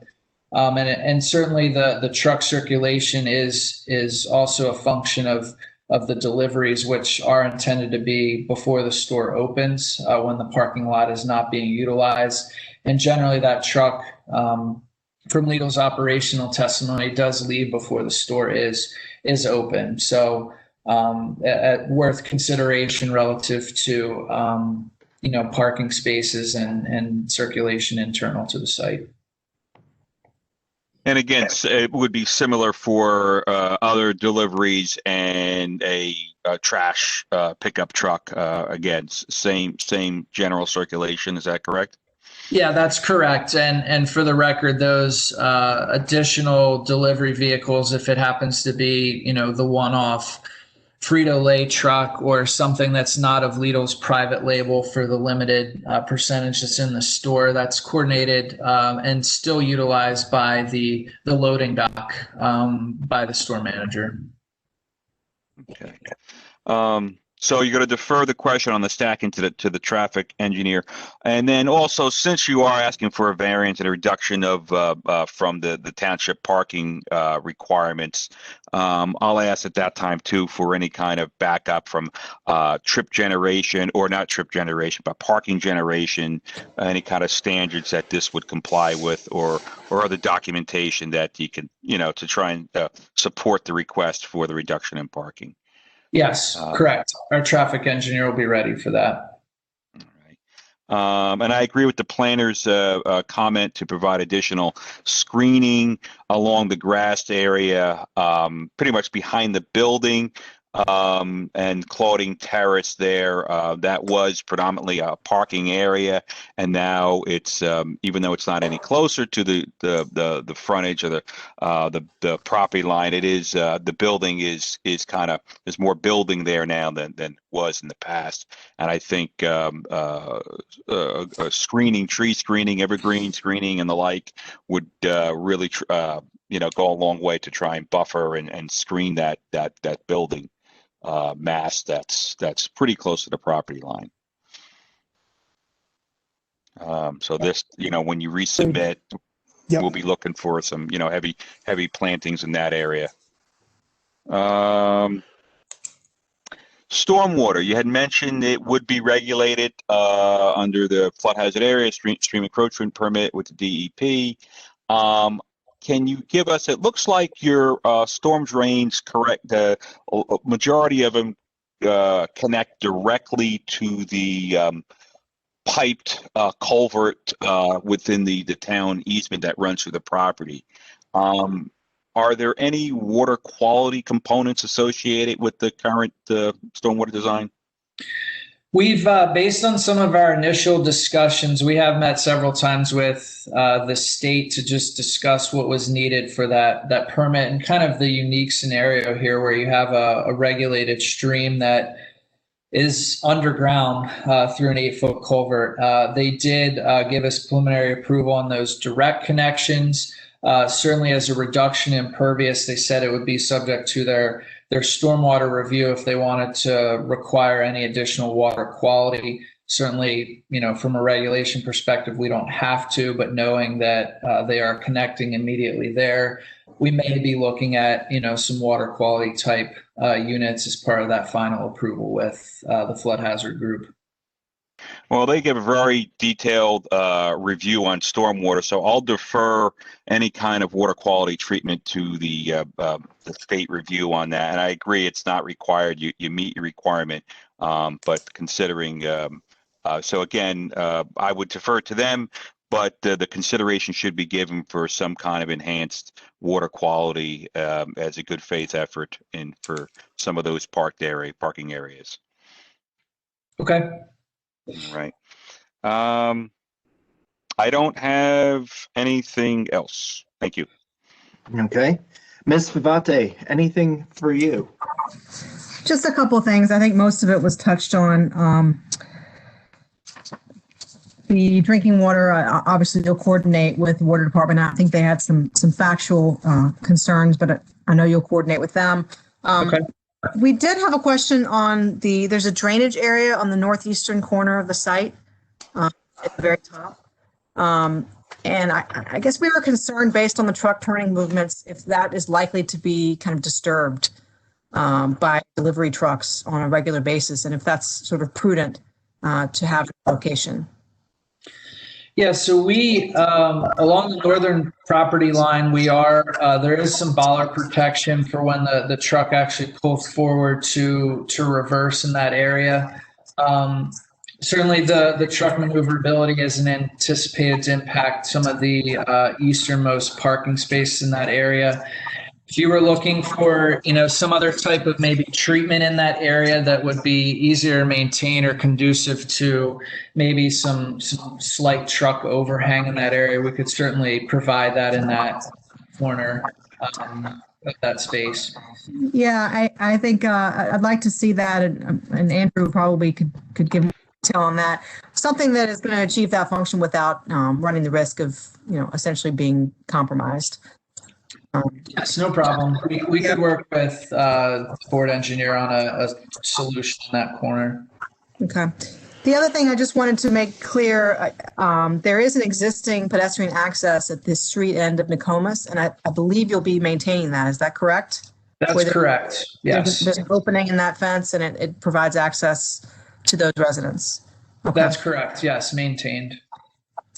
And then the last comment is really just almost more for information, but I think you touched on it. It was in our memo that there are plans, which I think were long-term and maybe are less long-term because the township has received some significant grant monies recently, this week or last, on North Beverwick. So there are going to be some changes that may affect the location of the sidewalk. So I would ask if the planning board is going to approve this, that there be a condition that basically gives some flexibility to the township engineer to work with this applicant. So the actual location of that sidewalk may shift a little bit, but I think the overall intent will be there. I think there will be no problem to fit a sidewalk as well as all the landscaping. If anything, we may have more room with potential space for a landscaping strip between the sidewalk and the street, which would be really nice. So I know you said you'd work with them. I just wanted to give you an up-to-date on that. And then the last comment is if you're going to lose that parking space that Mr. Cangiano recommended, I think you could probably fit another tree there, which would help to better define the end of that parking aisle and kind of just mark it a little bit better, as well as provide just more green within the parking lot. Yes, we could put another shade tree in that area. I agree with the increased width now by another 9 feet would support a tree. Mm-hmm. That's all. Okay. Any questions from other members of the board? Mr. Chairman, Mr. Mealy. Please go ahead, Mr. Mealy. I have two questions. The signs, one on the store and one at the freestanding near Beverwick, are they lighted? That's one question. Yes, they're all LED internally illuminated, both the freestanding sign as well as the building mounted signage. And the other question is, there's presently a pharmacy in the super food town. Would there be one in the new store? The current Lidl footprint doesn't have a pharmacy in it at this time. Thank you. No problem. Yeah, Mr. Chairman, I have two questions. The first is, why is the water demand less with the new building than the existing building? A couple of reasons. Currently, the operation of the superfood town with the operations that are internal to the use itself. And then part of that square footage of that building is actually the Bollywood Grill, which is a restaurant, certainly has a higher water demand as far as preparation of foods. And then the second part is really the proposed building, and that relates to the internal operations of the Lidl grocery store. So significantly less water demand than, say, what a NJDEP standard water usage rate would be. Predominantly based on the fact that there is very limited prepared foods and operations within the building beyond the bakery that you heard Mr. Sandilands describe. So that data, certainly we've acquired some from opening and operating stores in New Jersey, is something Mr. Weyerwerk had just asked that we memorialize over an annual year so that he could look at the change in use from the food town to now. All right, thank you. And one more question. Did you say there was a clearance of about 5 feet between the ground level and the bottom of the freestanding sign? Yes, it's approximately 5'7" if we pursue that reduced sign height that I had described. Is that enough? I mean, for a vehicle that may crash into it? Yeah, so what's key about what's important about that is really related to the sign location. So I'm back on Exhibit A2. That sign is within a fully landscaped bed located just north of our access point. It's not in a location where someone would walk under it or a car would drive under it. It's fully isolated in a landscape space. All right, thank you, Mr. Crowder. No problem. Mr. Chairman? Go ahead, Mr. Mandel. 2 questions. Number 1, I see only 6 handicap spots. Is that enough? Yes, based on the number of parking spaces we're providing on this site, we're 6 ADA parking spaces, 2 of which are van accessible. They're slightly wider, is compliant with the 2010 ADA regulations. Okay, and the second question, the board knows what I'm going to raise. See, everybody's laughing. You were hyping the fact of all sorts of organic and whatnot. Parsippany is a environmentally friendly town. I don't see any EV charging spaces. Are they planned? Can we ask for them? They're currently not planned as part of the East Coast model with Lidl. Certainly, if that's a request, we could maybe save that to the latter end of the hearing, discuss with our client for this particular location. I would like to make that request. I think it's becoming more and more important. Okay. Any other board members with questions? I have a few myself. You discussed the lighting plan, and especially on the northern part of the property where you're coming in contact with the residential area. I believe you mentioned that does come to zero. You'll be casting zero light on the residential area. Could you go into further detail about the protection you're doing to ensure privacy and not interrupting the residents in that area? Yeah, absolutely. Specific to lighting or the site plan as a whole? More about the lighting, because I would also mention that the parking spaces that are facing the residences, I think you mentioned a fence, but I want to just get clarification there. Yeah, so specifically to the lighting, one significant upgrade to this site is just the change in the type of light that's within the parking lot. As I'd indicated, the lights that are there today are your traditional roadway Cobra head type lights, traditional light source, project a lot of glare, a lot of uplight from those older sources. Now with the newer LED technology, and particularly this LED lighting package that Lidl's been implementing pretty much consistently in New Jersey, it's a fixture that's full cutoff, orients light downward toward the parking surface, has certainly a better uniformity for the spread of the light. And we also looked at the location of the lights. You could probably barely make them out, but we are proposing 3 lights within this double bay of parking. Those are the closest lights to these residential properties, and that's going to help what I had described as zero anticipated foot candles or light spillover at those residential property lines as part of this Lidl development proposal. The parking spaces that are head into these residential areas, we are increasing that buffer width from anywhere from 0 to a couple of feet to almost 7 feet minimum in those areas, adding some green space between that northern property line, and then supplementing with a new 6-foot high board on board fence along that entire northern property line. Okay, thank you for that. Another question regarding your landscaping and your water drainage. Is any part of this landscaping plan going to be able to help absorb some of the drainage from your parking lot? We haven't really looked at, say, water tolerant plant species. We were trying to, you know, add some curb appeal, visual aesthetic along the frontage. One thing from a site characteristic perspective, generally, as many board members know, under existing conditions, when you enter the site today, it generally grades back to the east toward the main building. Ultimately, the lowest point of the site is at the northeastern corner.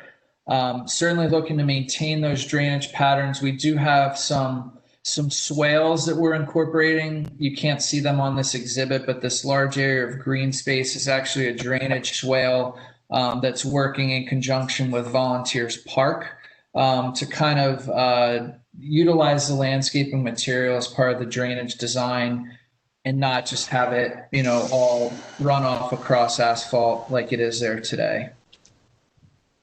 Okay, thank you. That addresses that question. And I think all of my other questions have been addressed. So thank you. No problem. Mr. Chairman? Yes, Okay, Mr. Dinsmore. Yeah. With regard to the lighting, occasionally we've had people give us plans that show no seepage of light onto adjoining properties. And yet in the end, you can see the hot spot of the light from that adjoining property. Are the shields on these lights going to prevent the seepage or the vision of the hot spot of the light from the adjoining properties?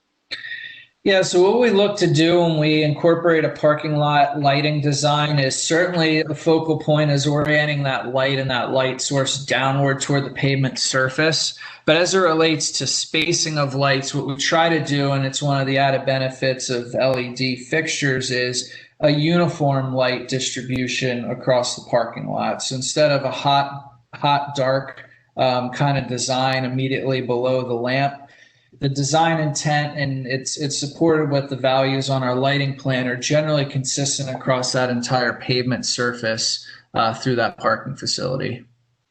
No, what I'm referring to is to literally be able to see the bulb. You know, I can see with your attorney right now, I can see 3 bulbs. I see the bright spots of those bulbs. And with LED, I need to get a better background for these Zoom calls. Yeah. But my whole point is that I've been at commercial properties where, yeah, the amount of light coming at you isn't all that great, and it's not casting shadows, but you can just see that hot spot. And that actually has to do not only with the quality of living of the neighbors, but also if you ever were involved with the Audubon Society and with birders, one of the things they want very much is to not have the hot spot, as they call it, of the light visible to the sky or to the neighbors. Mm-hmm. And that's just a point I'm just trying to make here. No, I understand that. I apologize. I misinterpreted your original question. So what they are doing with this particular LED fixture and LED ballast is each of those LEDs does have a housing around it that does orient that light downward. And then away from the fixture, you do have a cone of influence that certainly narrows the further you get away from that fixture. And that's what we were trying to accomplish by putting these fixtures more toward the center areas of the parking lot, so that that cone of influence, or as you're kind of describing it, looking up and seeing, I have a light in my office right now, that bright spot, that allows that to be mitigated versus say a light source that's, 5 feet from the property line. Okay, I just wanted to make sure that that was understood, that we're trying to avoid having somebody looking out their window and seeing what looks like a flashlight coming at them or something. Yeah, from the absolutely. property. Your concerns understood. Anything else, Mr. Dinsmore? That covers it for now. Okay. I think I heard Ms. Hernandez. Yes. Thank you, Chairman. Mr. Crowder, Mr. Caggiano and Chairman Von Aiken did touch on this, but I have a follow-up. You're saying that on the side here, we're going to have the swale on the side of where Volunteers Park is. So you're going to be developing a bioswale there? It's more. I didn't mean to interrupt you. It's more of a grass-lined swale in that area, but we're also incorporating a few small yard inlets, which will also collect that surface water, pipe it underground to that culvert in that area. Would it be hard to do a bioswale there, something that will delay it? Because we're not that far from the Rockaway, and I appreciate the decrease in impervious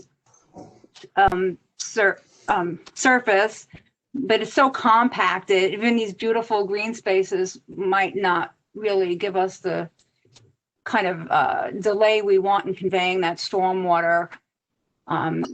Would it be hard to make this a bioswale in this area, some low impact green infrastructure? It's definitely already designed as a swale from a grading perspective. We can look at how that's lined. Those yard inlets are really only there to, in case there was a severe storm and we wanted to, pick it up. But on your common, 2-year design storm, that was kind of the intent. We wanted it to kind of run across grass, slow the time of concentration, and not have, what you have there today, which is, a sea of asphalt in the back of the site. It's going to be tough though, because it's so compacted that you're going to have to really work at that lawn area, I think. But okay, thank you for answering that. And if you're working on the Beverly side on the street, I mean, I heard Ms. Favate talking about working on the curb line here. So I don't know if this is even an appropriate question. Were you thinking of doing any kind of curb bump outs, or is that not the jurisdiction of this project? We're generally maintaining the road is, as you can tell on A2, relatively wide in this area. I know Ms. Favante had indicated some potential corridor improvements. Maybe this road curb line width actually gets reduced as part of some of the township's planning. So what that could do, if that curb line actually comes closer to the center line, would allow for even more landscaping improvements, streetscape. And that was something we would agree to work on, depending on the timing of the project and the town's corridor redevelopment, working with the town engineer and Mr. Cangiano on kind of making sure our design fits within what the intent is for that road. Thank you very much. Another member of the board? Mr. Chairman, Mr. Mealy. Hi, Mr. Mealy, go ahead. With respect to the demolition of the current supermarket, I'm assuming we'll hear testimony about this, but will all debris be trucked south and not through the Lake Hiawatha neighborhood? Yes, I think by just nature of the course of action, that would be something we could agree to for the transport of that. Because Route 46 and Route 80 are to the south, but we don't want trucks going north to 287. No, understood. I think we just given proximity of those major highway networks, that would be the preferred course of travel anyways. Thank you. Any other questions for the board, for our civil engineer, Mr. Crowder? My turn? Yes, please go ahead, Mr. DiPiero. Councilman, it's all yours. Okay. Most of my questions have been answered. Additional evergreens on the south side of the building, which is so the residents on Crescent Drive don't just stare at a blank wall. Have some vegetation here. That was answered. The Yep. pedestrian access from the north side, where you have that drainage from that street, that's still going to be pedestrian access. That's a good thing. One of the things you may not be aware of is once a year, the township has a township festival, and North Beverly Road is blocked off for one day. And I know Foodtown, the proprietor at Foodtown would always get annoyed because he's losing some business for that day. But it also annoyed him that people were parking in his lot. You couldn't drive on North Beverly Road. So they would try to park in the Foodtown parking lot to walk to the festival, which starts just up past that gas station. So you might want to anticipate one day a year, North Beverly Road is going to be closed. And I tried to point out to that proprietor several times that when you're chasing people away, those are your customers. You're chasing your customers away one day out of the year. You may not want to do that. You're going to have not much traffic in the building anyway that day. So don't get your customers mad. That's just food for thought for you guys. And by the way, John Wissacal, it took me a while to get that name pronounced. I know it did. I know it did, Councilman. And it's good to see you. And I can tell you that, we certainly are looking to be part of the community and would be supportive of the festival and won't look to run anybody out of our parking lots whenever that is held. That's a good thing. And good to see you again. Likewise. Okay, last opportunity for board members. Mr. Wichiscala, it's all yours. Well said. Perfect. All right. I've been practicing. Thank you. Next witness is our traffic engineer, Jared Dinnan. Jared, are you here? Yes, I am. Okay, raise your right hand, please. And do you swear the testimony you're about to provide is the truth, the whole truth, and nothing but the truth? I do. Would you state and spell your name for the record, please? Certainly. Jared Dinnan, that's Jerrid, Dinnan, Dinnen. And would you give the board the benefit of your qualifications and experience, please?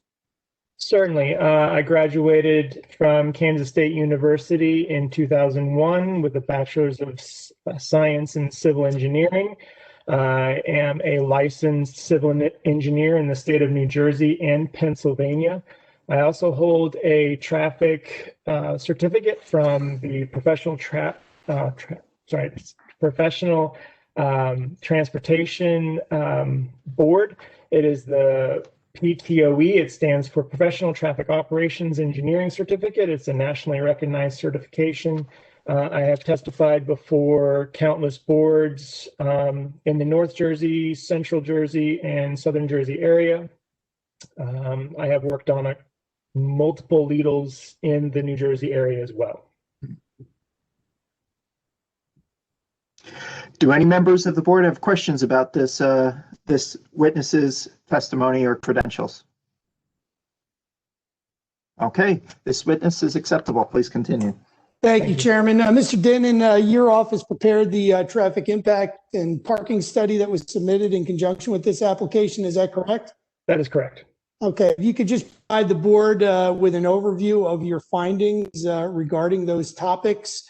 And I would ask you as you go through as well to be prepared to speak to sufficiency of parking and comparisons.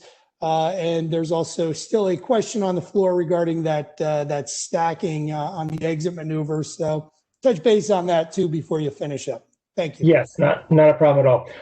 As Mr. Crowder previously testified, the existing land use is an approximately 24,000 square foot superfood town, followed by approximately 7,000 square foot restaurant. The existing site has 2 driveways on North Beverwick Road, one kind of centrally located and one located more towards the north. The northern access is the enter-only driveway, as Mr. Crowder spoke about, and the central one is a full movement driveway that has dedicated left and right turn lanes striped in the open parking field. There is a third driveway on Claudine Terrace. It is a full movement driveway. Would it be helpful if we put that exhibit A2 back up just as you're speaking to these items? Certainly. Yeah. Ben, are you able to pull up I bet A2? you have to control since you have it already.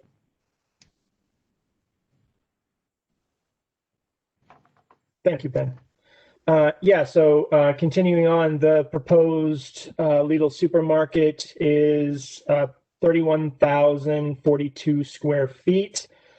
We will eliminate the right-in driveway to the north and reposition the full movement access driveway. Again, the driveway will maintain the dedicated left and right turn configuration. The access on Claudine Terrace will also be slightly relocated a little closer to the intersection with North Beverwick, and it will maintain the full movement configuration as is witnessed today. For this project, we did provide or did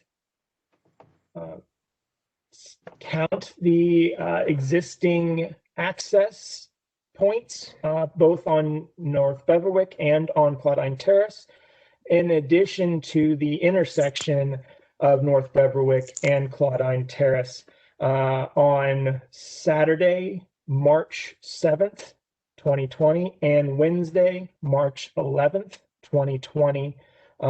Just to remind everyone, as I'm sure you've forgotten that we're under a COVID watch here currently, the New Jersey governor issued a stay-at-home order on March 21st, 2020. So the traffic counts that I just referenced were before the stay-at-home orders and were not too dissimilar from normal traffic operations. The existing site generates a substantial amount, a decent amount of traffic, I should say, approximately 260 trips in the PM peak hour and 300 trips on a Saturday peak hour, and that's based on our traffic counts, as I previously referenced in early March. The proposed development will not be too dissimilar from these total trips. We anticipate increasing the existing trips by 25 vehicles in the PM peak hour and approximately 60 vehicles on a Saturday. So the Institute of Transportation Engineers typically defines a significant project as one increasing site-generated trips over 100 vehicles.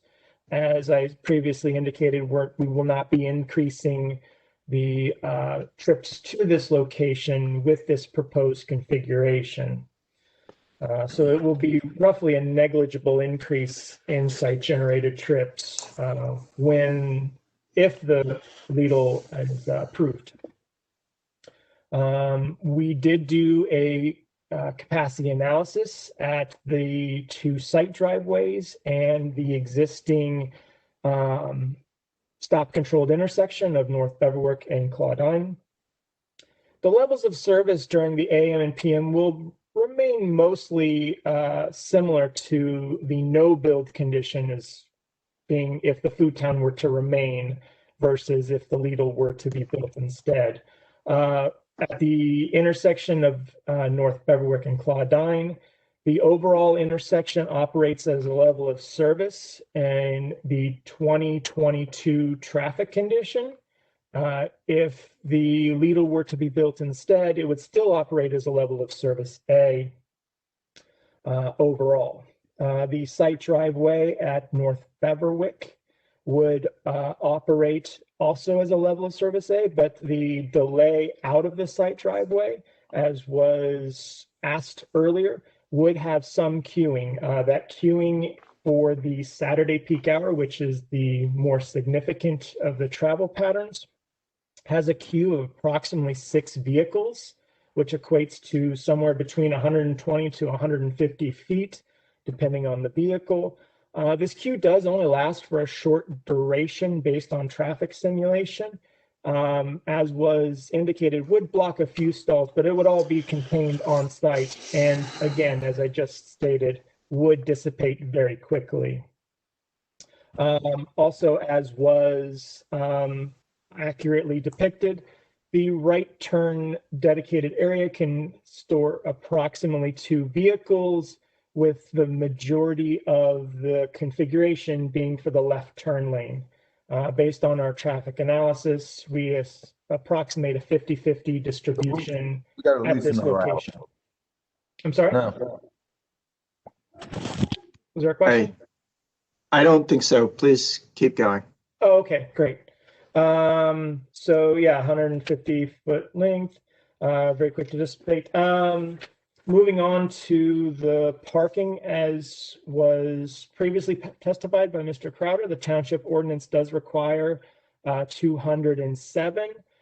Based on the site plan change of removing the 1 parking stall, we are proposing 145 with 6 ADA compliant parking spaces. We did compare this to the Institute of Transportation Engineers parking generation manual. They'll study multiple sites across the United States of a similar land use. And in this case, we looked at grocery stores. According to the ITE, a site of this land use, of this size, would have a demand parking stall count of 142. So with 145 that we move forward with, we feel that this site is more than sufficient to accommodate the parking demand anticipated. So just to kind of conclude my testimony, the applicant is going to define the access along North Beverwick, and that'll be a significant improvement to today's standards. Today, the parking lot is very open, doesn't have a lot of curb definition. By eliminating one driveway and consolidating it to one full movement driveway, it better defines the site's access location. The township roads of North Beverwick and Claudine will be maintained for vehicular flow. They will not experience a large degrade in capacity or delay based on the proposed site. The 6 vehicles, as I testified on a Saturday peak hour, can be accommodated within the facility without impacting the township roadways. And the proposed parking count of 145, while it does not meet the ordinance, does meet national standards of the ITE parking generation manual of 142. That concludes my direct testimony. I think I got the questions that were asked previously. John, is there anything you want me to elaborate more on? You're muted, John.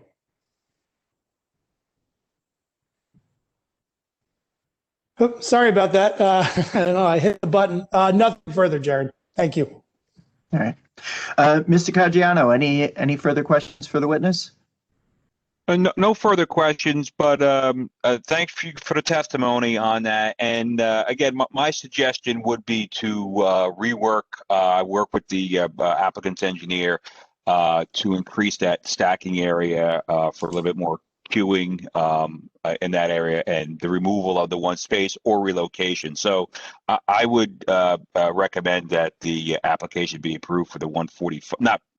Board to consider approving the 145 instead of the 146 spaces, with the caveat that the applicant's engineer will coordinate and see if we can keep the 146 spaces on site if we can get that reconfigured to not lose the space, just relocate it.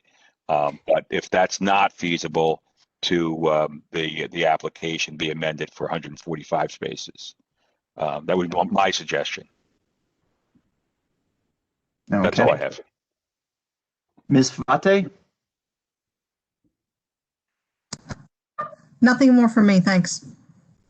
Okay. Did I cut somebody off just a minute ago? Okay. Any members of the board have questions for our traffic witness? I do. Go ahead, sir. Mr. Just DiPiero, some is that? observations. Yep. Just some observations, if I may. I use this food town all the time. And the way the food town ingress and egress was laid out on North Beverwick Road, it allowed for a lot more flexibility on how people were getting in and going out.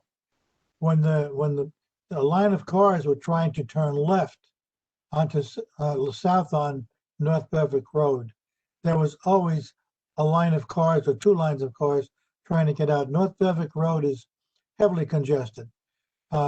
Many times, because they had that wide opening, I would go around, even though I wanted to make a left turn and go south on North Beverwick Road, I would turn right. It was easier to turn right. I would turn right and then make a left turn into the parking lot across the street, go around that parking lot and come out again and go south because it was easier. You've consolidated now the egress from this, and I don't know if you're going to have enough queue for left turn since you've narrowed them down to one lane. I understand your observation. Based on what we're seeing in the analysis, we are seeing 6 cars in total for both the left and the right turn lane anticipated during a Saturday. So I do know sometimes reality doesn't match, calculations, but that is a valid observation and it's appreciated. Mr. Chairman? Oh, Mr. Mandel, please go ahead. Yeah, following up on Councilman DiPiero's, I happen to shop there too, and that turn heading south is basically impossible, especially on a Saturday.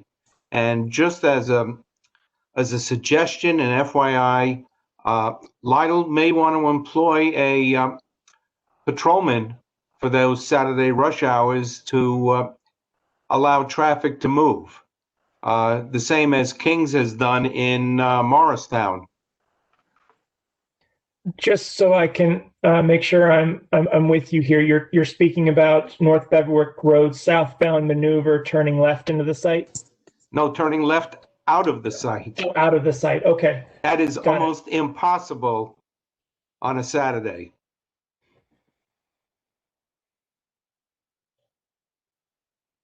Okay.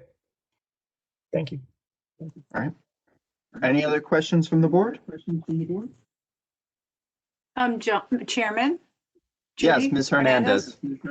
Yeah, I'm wondering if that may be part of what they address in the revitalization of North Beverwick. So, because I know there's a problem with crossing also. So maybe in the future, maybe they'll even consider a light there. I'm not even sure, but I agree. It is difficult. It will be difficult coming out, making a left, people crossing, but it might be addressed later on. So I just wanted to add that when we're doing the revitalization of North Beverwick with traffic control. Okay. Right. I just had a question in regards to the number of the spots, because you cited that you're planning on having 200 trips, or the current site has about 200 trips on a peak weekday, and you're looking to increase that by about 25%, and then your weekend trips are 300 at peak, and you add about 60 to that. So I guess I'm questioning, for me, it takes me about an hour and a half to do my shop, but I have a large family of children that I have to feed. potentially a number of people would require less time than that, but it still seems a little tight. How do you feel about the number of spots you have to handle, the number of trips you're anticipating? Sure, that's a pretty common question, actually. So the peak hour trips of roughly 361 trips on a Saturday, it could occur like a car could be counts for entering and exiting. So you could roughly anticipate about 180 entering and 180 exiting within a peak hour. So it could be that some people are leaving at the beginning of the peak hour and some people are coming in at the end. So it all ends up balancing. And as you kind of said, some people will shop longer, some people will shop shorter. It just all kind of ends up balancing in this data-driven field of traffic engineering. So it's not an invalid concern. And how that relates to the 145, again, it's just studies over the entire United States have been collected on land uses like this, and they oftentimes will kind of put you to the average or what is needed for a development like this, and that's kind of what we're seeing in these numbers. So I still feel that the data that the Institute of Transportation Engineers provides in both parking and trip gen is accurate, and I think is fair and just. So I still feel what we're presenting here today will be what's required of a site this size. Okay. And it sounded like your point was each customer is really 2 trips. It really is, yes. Okay. And again, that 360 is not entering only or exiting only. It's the combination of them both. Okay, thank you. Sure. Any other questions from the board members? Mr. Chairman, Mr. Mealy. Please, Mr. Mealy, go ahead. I think Ms. Hernandez had a good idea. It may be a long-term solution, but a traffic light, which would include perhaps entry and exit to the strip mall on the west side at that spot, so that it would improve traffic flow immensely on that road.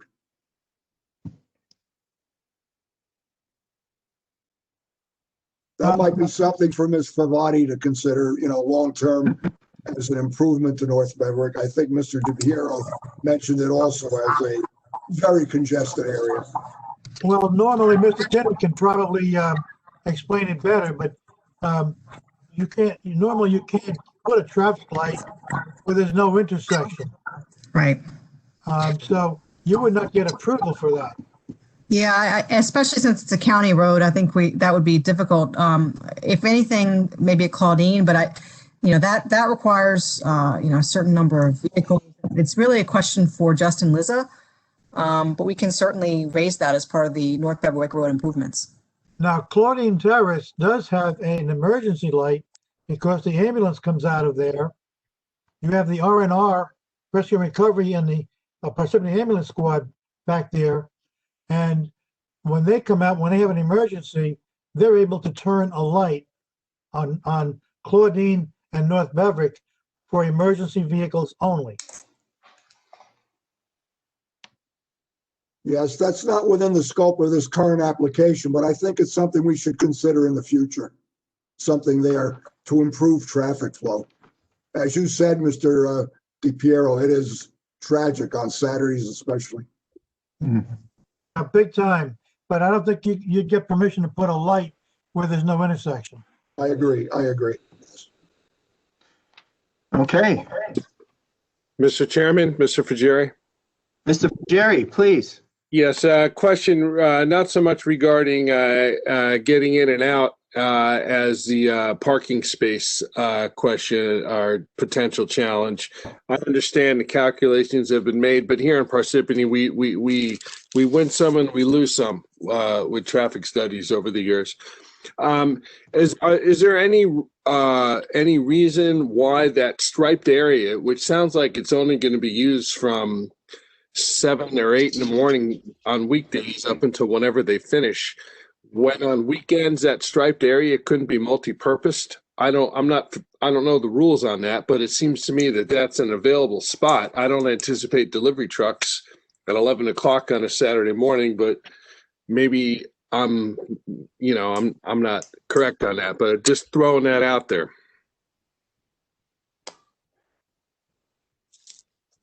I don't know if anyone could speak to that. I don't know. Ben, can you speak to that? Maybe put the screen back up again.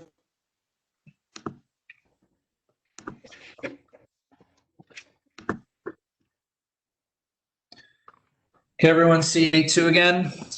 Yes. Yep. Yeah, so it's a good thought. We've done it on other applications. As I had indicated, that area is really striped for that WB67 tractor trailer that comes before the stores open. And oftentimes a cross utilization of the space could be designated as an employee space. So in the event that you might have, a periodic conflict, at least that's a vehicle that could be controlled. We did leave that stripe there. There is the off chance there could be a second delivery per day. It is usually one, but that was part of the reason of just considering that to be striped for that space through the area. Okay, thank you. Any other members of the board? I just had one final question about the parking layout, and that's of your pedestrian walking and safety pedestrians. So are there designated walkways across that main drive-through? I didn't see any on A2. Let's go back to it, Ben. If I recall correctly, there was a sidewalk access that went from North Beverwick to the site entrance, so it just would parallel the main drive aisle. To the best of my knowledge, the only pedestrian crossing was at the driveway access itself, parallel to North Beverwick. There was no mid-block, shall we say, pedestrian crossings that would be anticipated except for just through the parking field itself. And that's where I'm looking for a little more clarity, because what we've seen on some of our other grocery stores is that they'll put some sort of identified crossing area for their patrons to pass through in a little bit more structured of a manner, either by using pavers or painted lines. Yeah, I'll go back to A2. I should have talked about that a little bit more. So perimeter of the site, certainly you heard me talk a little bit about the pedestrian connectivity. Certainly at any site access point, we are providing an ADA compliant and pedestrian crosswalk with ADA facility ramps on both sides. Internal to the site, that pedestrian link from the North Beverwick frontage, designated crosswalk to the main entry of the building. And certainly the ability, it is a shopping cart operation. We are providing some designated striped areas through some of the parking spaces that generally align with pedestrian path of travel, just so you avoid having to go through cars. People are going to do what they want to do, but can we provide some additional provisions to allow you to snake through with a cart? Okay. Yep, that's more or less what I was looking for. You'd be surprised how much those get used at some of our sites. So thank you.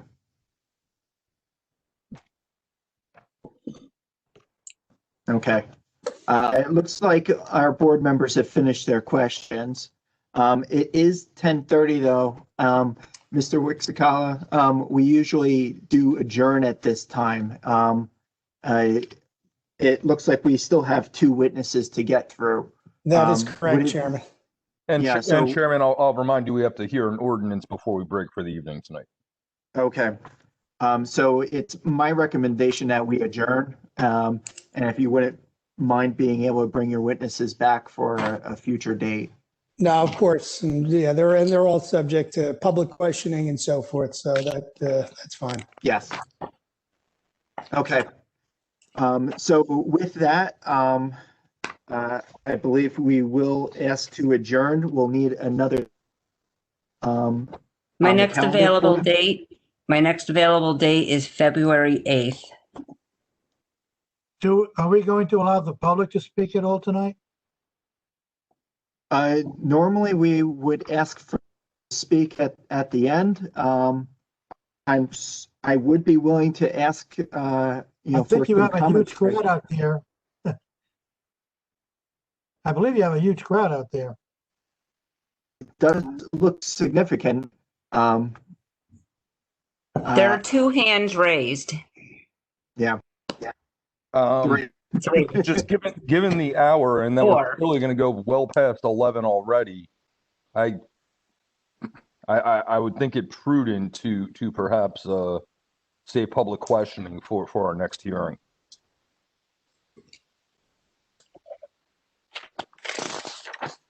That's it's up to you, Chairman. Yeah, I tend to agree with you, Mr. Carlson, but I also tend to want to make sure that we give the public an opportunity.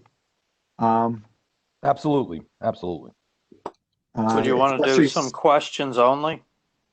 Yeah. Yes, I think if we can limit it to questions of the existing Witnesses. existing testimony, that would be appropriate. I appreciate that recommendation, Mr. Dinsmore. Okay, so why don't we handle that briefly, but after we establish the next date, that way anybody who is listening will know when we'll be meeting again. Nora, when did you suggest? February 8th. It's my next opening. And why don't we save the motion Does to that work carry for it until we're done with the public questions? Yes. All right. So with that said, let's go ahead and open up the public questions. I see 6 questions in front of me. We'll start with Mr. Iracane regarding questions for the witnesses presented so far.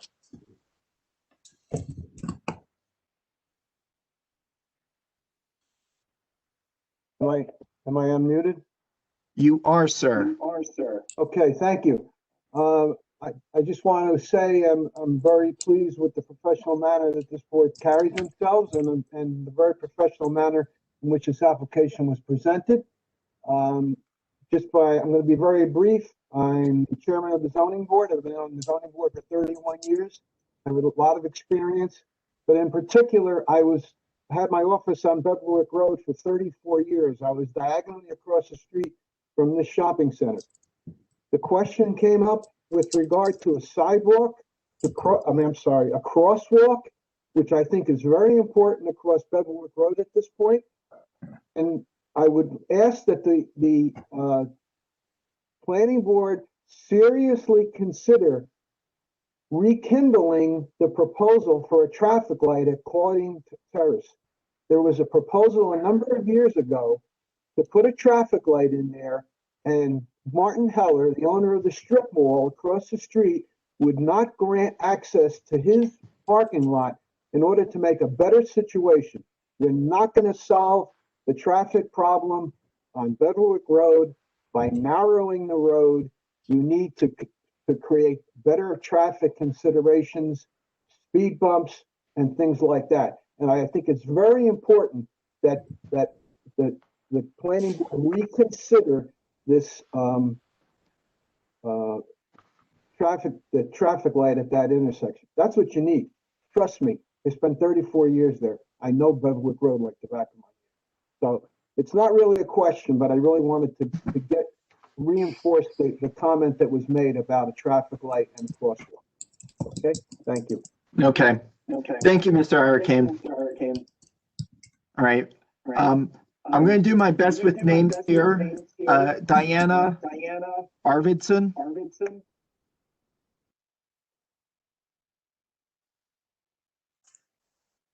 There we go. Thank you. Thank you for letting me ask these questions. And I just wanted to say the design looks beautiful. Okay. But that said, I just wanted to clarify a few things. So I'm not going to try and say the first gentleman's name, Mr. John W. That's acceptable. There'd be 50 new jobs, but are they really new jobs, or is it just replacing jobs that already exist?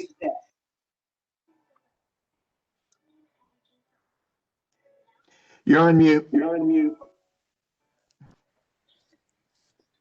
John? He's still on mute. I swear I did not hit the button. I don't know what happened. I think I hit the space bar accidentally. No, that's actually a fair question. I guess we look at it as new jobs to us, but it would be displacing, employees, and hopefully we'd be able to take advantage of employees of the food town that may otherwise continue to want to work at this location for Lidl. Okay. And the height of the building, is it the same as the current structure? And will the rooftop be used for anything? Because you alluded to the rooftop in your opening statements. Yes. So I'm not sure. We're going to actually have our architect testify next, and actually it'll be February 8th. It is going to be a one-story structure. We do have rooftop mechanical units, and part of our presentation will be, some of them are placed in locations where they're not visible. Those that would be in locations that are visible due to the topography and the neighboring properties, we actually have screening plans for those as well. Okay. So rooftop units would be, heating, air conditioning, Right. and we do have some vents for the bakery. Yeah. Okay. So you mentioned the bakery. I just want to make sure I was clear. There will be no deli with the slices, cold cuts, and that type of stuff, right? It would all be packaged and brought into the store?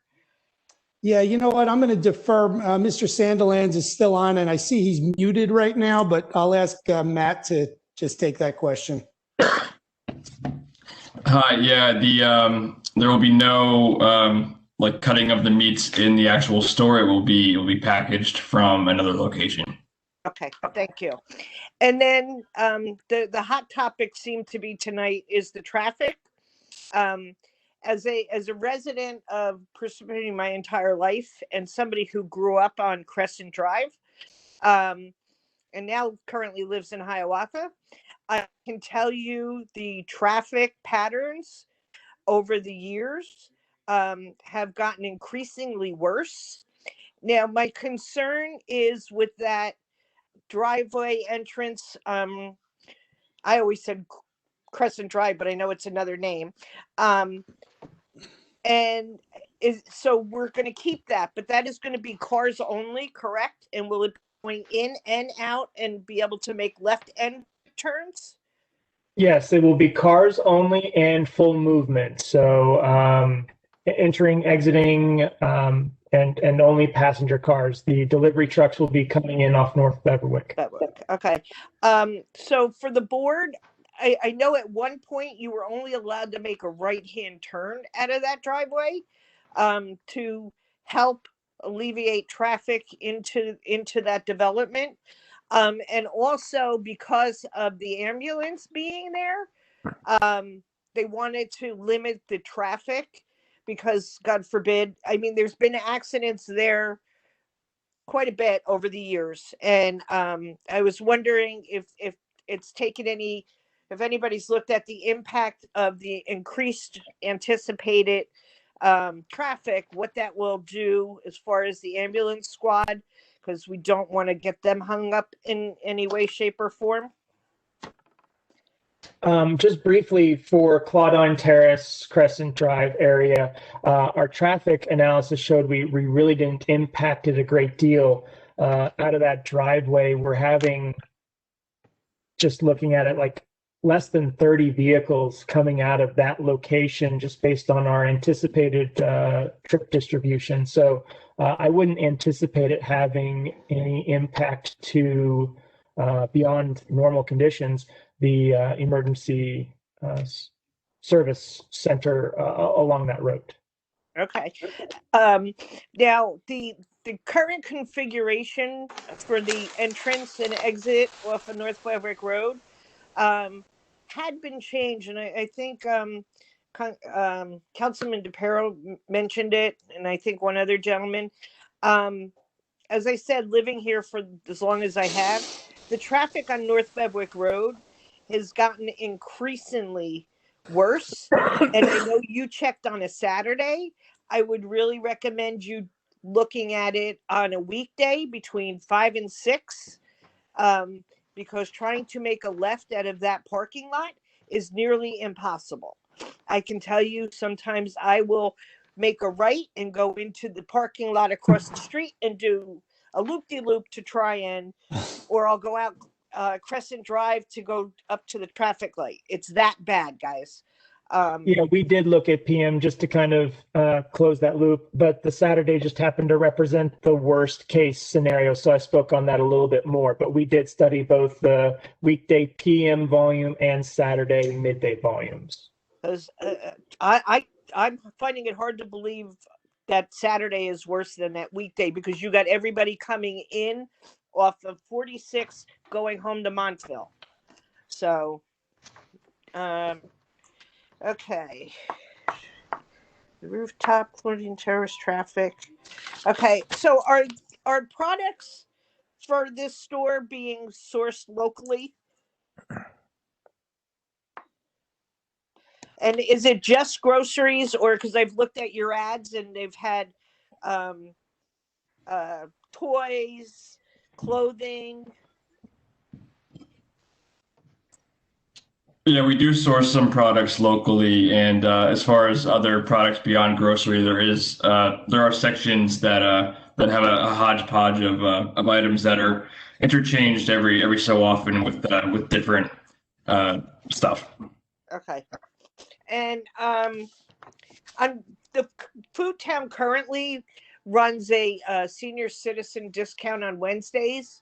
We have a large senior citizen population in this area that really takes advantage of that.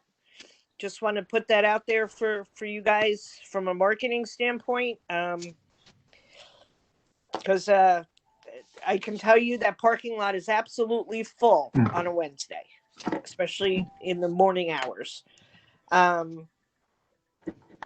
And I have other ones, but they're not as important, so I'll let other people speak. Ms. Arvidsson, you asked your questions very efficiently, so I didn't mind allowing you to ask so many questions, but I appreciate you giving the time to somebody else. So with that, Ada Raymond?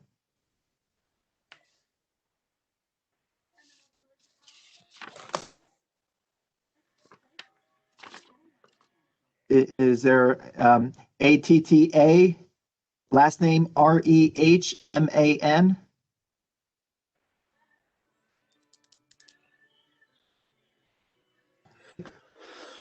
Moving on, Trina Reed.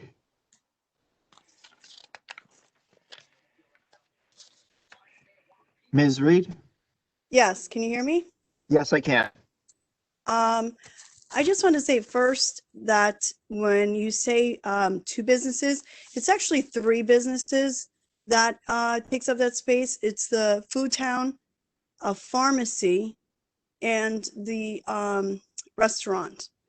My concern is this, that again, like Diane said, there's a tremendous amount of senior citizens who go to that store only because they have known, they've shopped there for so long. They're known there by first names. They're people, you know, that the owners there know what they're looking for. They know what they want.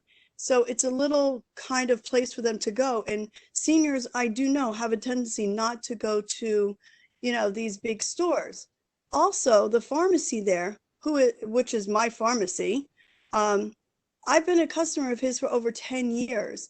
And I cannot tell you that the kind of stuff that this man does, when COVID hit us so badly and we had people who are afraid to come out of the house, he took it upon himself at nighttime to go and deliver orders, medications to the elderly, to the people who are afraid to come out. By you guys taking that away and putting in such a business as this, what's going to happen to our senior citizens? What's going to happen to people like me who enjoy going to a small pharmacy that I am known by name and not just a number with these big pharmacies? And also, what will these people do once I guess the property is purchased, and then the stores will no longer, I guess those stores will close? What will we do to get our medications? It would take, over a long period of time for us to find medications, to go to other pharmacies, to do all of that stuff. Has anybody thought of anything like that? Or, just putting in another big store in Parsippany? Well, Ms. Reed, I would like to say that that's not really a question that is something the applicant is able to answer as far as where some of those new customers go. I certainly appreciate your concerns there, but unfortunately, yeah. Okay, so where do I go to address these concerns? Where do I go? Because quite honestly, it was very short notice that I feel that we received as a community about this. And I feel like there's a lot of people who won't be able to have this kind of meeting. I mean, definitely our senior citizens, I can guarantee you that they cannot sign on to these meetings and stuff like that to, ask questions and everything else. So what do we do, and where do we, talk about this stuff before we say yes to another big store in Parsippany? Well, Ms. Reed, I believe they've already testified that the store is roughly the same size as the existing store. So we're not looking at a change in size, and we're generally not looking at a change of use outside of what you pointed out is the loss of the pharmacy and the restaurant. And so, for that reason, there's not a lot to be done about the use of the property, because it is an accepted use, and the only real changes are the potential variances in play. I think you brought up a good point about the 2 years potentially where this use won't be accessible to the community due to construction though. And so that's certainly something that I think the board members ought to consider when making their decision. Chairman, can I jump in for just a moment? Please. Let me just add, I want the public to be very clear about this, that, this board is not moving the food town out or away. I don't know the details, but my understanding, and it certainly appears that food town is leaving, which then raises the question, what will be there next?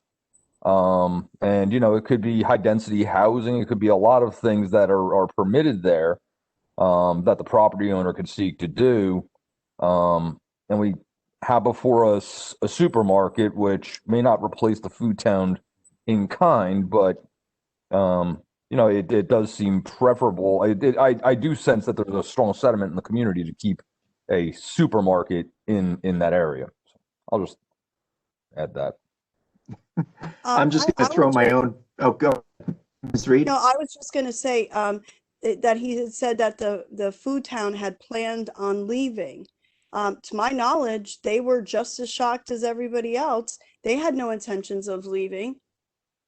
So I'm not That's sure really, what that comes right. from. Well, that's really between the landlord and the food town, but I don't know if there's a lease renewal, but plainly, this is not going to remain a food town, and that's well beyond the control of Parsippany government. So I'm just going to say that we're drifting into commentary at this point, and we did want to keep this constrained to questions, especially due to the late hour that we're already. John, can I interrupt you for a minute? John? Mr. DiPiero, of course. Please, just for 1 minute. What is the approximate time frame when Food Town will close? That'll give the residents some idea of how long they have before they lose their pharmacy and some of the services they get from Food Town. Is it 6 months? Is it 9 months? Mr. Wichiscala, do you know if any of your witnesses can speak to that? Well, I think I can. I think Matt touched on it earlier, and we'll obviously be coming back in February. I can probably provide a little bit more specifics on that, Mr. Capiro. But, you know, I think what Matt had said, we are the contract purchasers of the property. It's a contract that is, contingent on securing all necessary land use approvals, and that would be from the board and the other outside agencies. We've got a number of things we need to still work through with your water department and the like. I think the expectation was, giving the time to go through resolution compliance, et cetera, if the project receives approval, is a closing date sometime summer, early summer, late spring, early summer. Matt, is that what you were expecting? Yeah, that's correct. So that's about 10 months. About 10 months. 8 to 10 months, possibly, yeah. Okay, so the residents have some idea of how long they have to go before they can find a Rite Aid or some other pharmacy. There's one right across the street, as a matter of fact. I wouldn't use that pharmacy. Okay. Sorry, I wouldn't use that pharmacy. I use. No, and Ms. Reed, that's Okay. going to be commentary that I'm going to have to cut you off from. Here's my last question. For the next meeting is February 8th. Is there a way that you guys, or what we can do to reach out to more of our senior community and have a way that we can have their voices heard? I'll try to answer this if that's okay, Chairman. I really don't know how we would go about that. I mean, the notice is publicly available on our website. The applicant did comply with the requirements that it be mailed to everyone within 200 feet of the property, as well as publish it. It's the applicant that handles the notifications, which they do according to provisions of law. And they've done that. The board's really not in a position to notice it anymore than already has been. And I'm sure the town, put this on all the public forums, etc. Notification of this meeting. I understand that. It's just very difficult for senior citizens to have access to something like this. We all do. Understandable, and we've heard a lot of comments. I work in different communities, and it's a consistent issue throughout the state right now while we're getting through COVID. So will we be able to express more commentaries at the next meeting? Yes. Yeah. Let me just explain to everyone briefly how this is going to go. As there is now, after the witnesses, there'll be an opportunity for the public to question them. Then when all the testimony is done, the chairman will ask the public for comments. At that time, you can make any comments that you like. Okay. I will get those ready. All right. Scott, this is Diana Arvidsson again.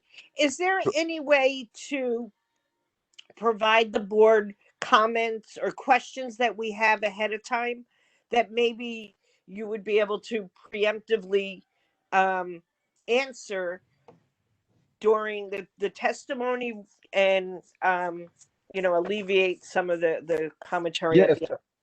Oddly enough, the answer to that question is traditionally a hard no, but there was a very, very recent change in law as a result of COVID, and I'll have to take a look at that. And what we can do is for our February agenda, if we're able to get written comments in advance, we can put a few sentences on the agenda as to how those can be submitted and how they'll be handled. I think that would be great. I think the public would feel really good about that, and it might help, shorten some of the commentary timing. Sure. And I think I can speak for the chairman when I say that we will do everything we can to accommodate that. Thank you. 100%. All right. Thank you, Ms. Arvidsson and Ms. Reed. Roberto LaRocca.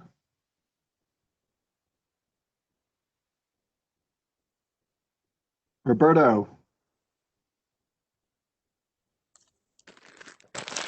Stand by 1 second. Let me unmute.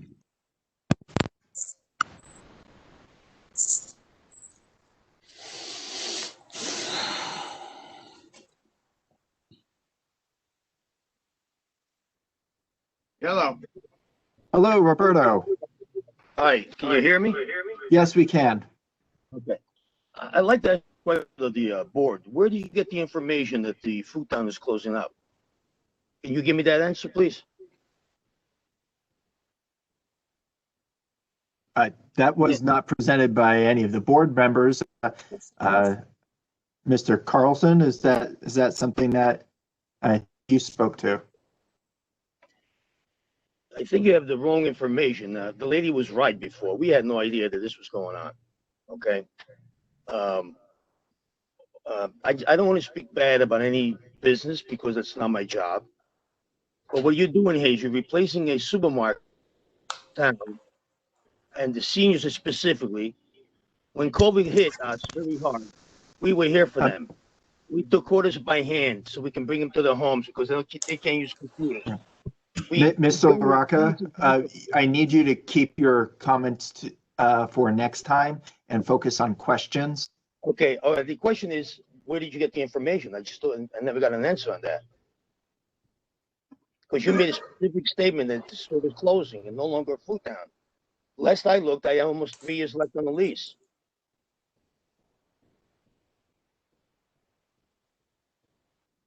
That was not part of the testimony that was provided tonight. I think it was an individual making a comment.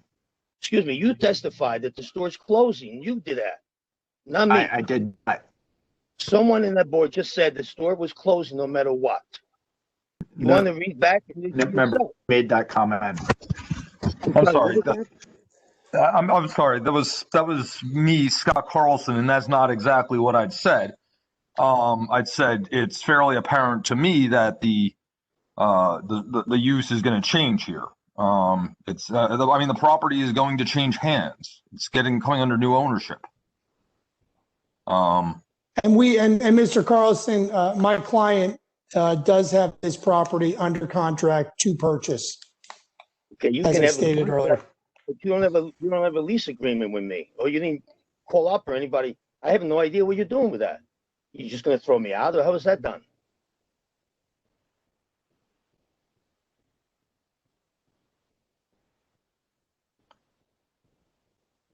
I think that's something you're going to have to take up privately with the landlord. Yep. Well, no. The landlord is not online tonight.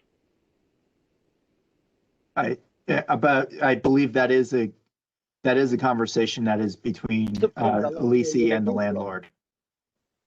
I'm sorry? That is a conversation between Alessi and the landlord, though. That's not what we're here to discuss. I'm sorry, but you know what you're doing. My employees think that we're going to be closing up in 3, 4 to 5 months, and they're going to quit. And where do I get employees now? Because of the statements that you guys are making? Tell me that, please. And when you talk about family, we are family in this town. Okay, we take care of everybody that needs help. Okay, when I hear a comment from, I don't want to mention names, but this is a family. And you know what? Business is business. I understand the landlord is going to sell the property. Fine. Doesn't want to deal with food town. That's fine. But you cannot be making statements online with everybody listening to that this store is closing because we want to close. We don't want to close. And at least close to 3 years to go. I can't lose all my employees because of what you just said. What everybody on this board said.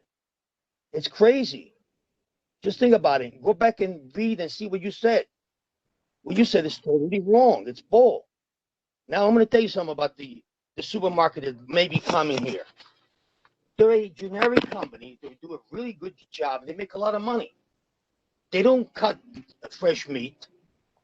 They don't have produce. Chairman, is this a question or commentary? I'm answering the question because you made these comments. These are not questions. Okay. Yeah. You want me to answer your questions? Okay. Where does your product come mostly from? The 85%. Where does it come from? With regard to the application in front of us. You guys testified to this. 85% of your product is generic. Where does that come from? I don't think that was the testimony, but I'll ask Mr. Sandilands to clarify how Lidl's distribution, et cetera, works. And you need to unmute, Matt. Sorry, can you repeat the question? The question is, where do your products come from? You've got Mr. Please Lidl ask your branded question products. Please ask your question respectfully to our witnesses. I did, I'm sorry. If I wasn't respectful, I'm going to ask the question now. Where does mostly your product come from? What country? We have our Lidl branded products, which come from a variety of countries. Germany, which is where our headquarters is based and where our brand was formed, and also a variety of U.S. and local products. Can you name some of the products that come from the United States? Besides produce, maybe? I mean, I'm not directly on the sales team, so I cannot directly answer the percentage of our products. You don't have to answer that. I think it's enough. And the other question is, you spoke before about no.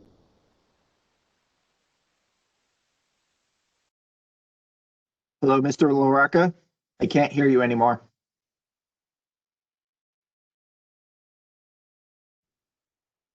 Mr. LaRocca? I'm sorry, but that's what testimony before. Somebody testified, so you better look at your meeting before you tell me that I'm not asking the right questions. You guys have made these comments, and what really, really bothers me, I didn't care about anything else. You're going online and telling people that I'm closing down, or that we're closing down, and that's not true. Mr. LaRocca, I sympathize with your comments, but at this time we're taking questions. I certainly agree that members speaking online are speaking under their own opinions, though, and I would hope that they're speak under their own opinion. They have to have facts, okay? But you can give every. All right, Mr. LaRocca, I'm trying to allow you to exit gracefully before I have to cut you off. I am peaceful. The point is that you guys are making statements that are not true. All right. And I'm asking a question. Now, I have one more question. Okay, one more question. No, Mr. LaRocca, you had your chance. I'm sorry. Okay, thank you. So on the 8th, we can question him again, right? Yes, you can. All right, Mr. Meth, you're the last person I see with their hand raised for tonight. So please ask your question. We'll have you taken off of mute.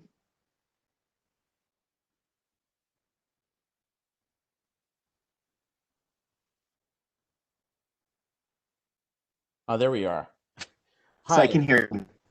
Okay, thank you. I have one question on the site plan, but it has 14 parts. So, given the lateness of the hour, I'll just focus on the things that might be worth talking about before next meeting. Mr. Crowder, is there any way you could call up Exhibit A2, please? Yes. So, I guess my first question has to do with the orientation of the parking lot to the entrance of the doors. One of the things that really bothers me about ShopRite is that all the parking spaces like align against the doors, and all the pedestrians have to filter through the cars all over the place to get through. And there's a lot of movements of cars backing right around where everyone's coming out of the store. Just a question, did you examine any alternatives where you turn the parking 90 degrees? I know that it might be tough to keep the same number of spots, just curious.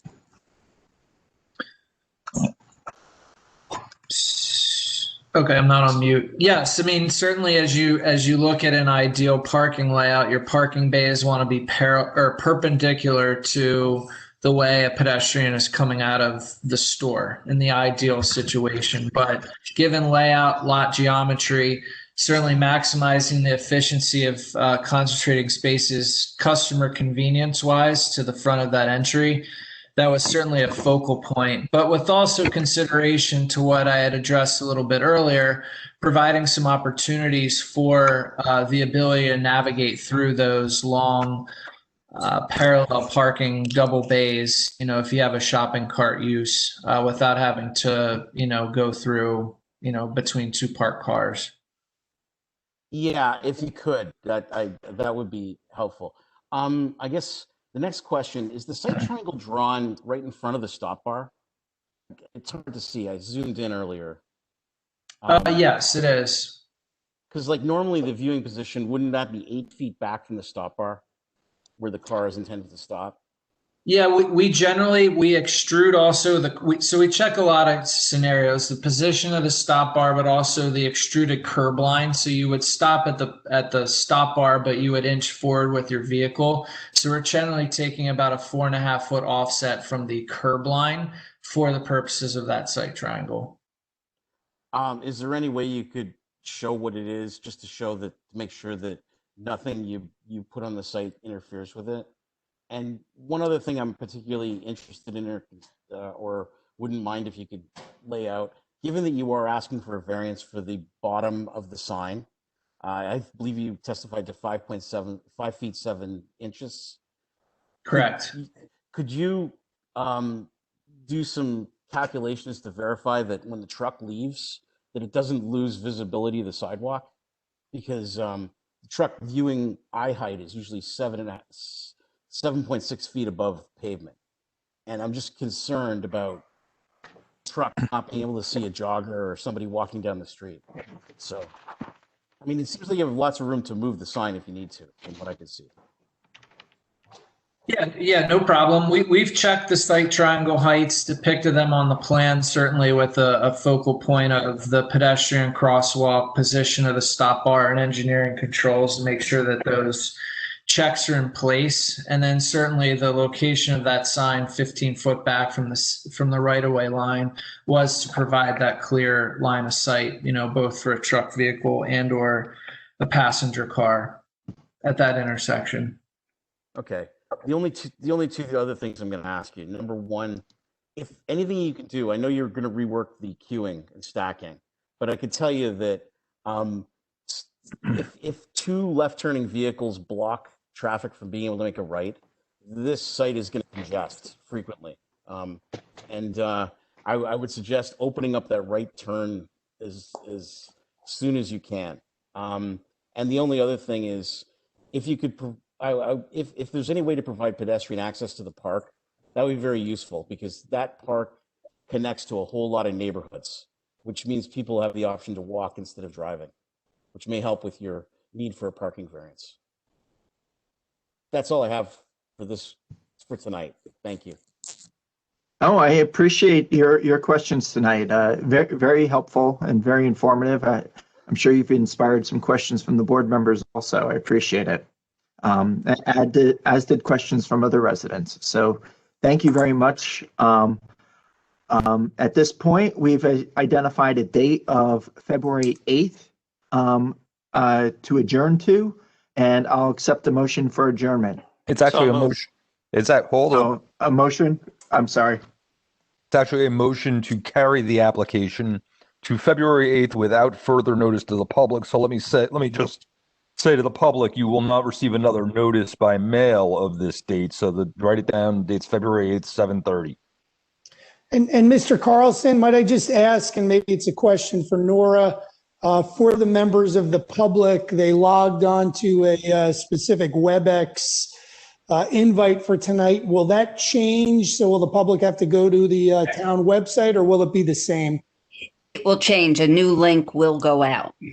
Okay, so that gets posted on the town website, and just for the members of the public, when would that be available to them so that they would see it? As soon as tomorrow. I have to ask Brian to take care of it. So okay, yeah, that's fine. I just wanted to make that clear in this era of COVID and these virtual meetings. I just wanted to make sure everyone was aware of it. sure. And let me also add the night of the meeting for the applicants, the board members, the professionals, there will be a new link as well. Thank you. And John, I assume that you consent to extending time. Yes, of course. To February 8th date. Okay. Yes.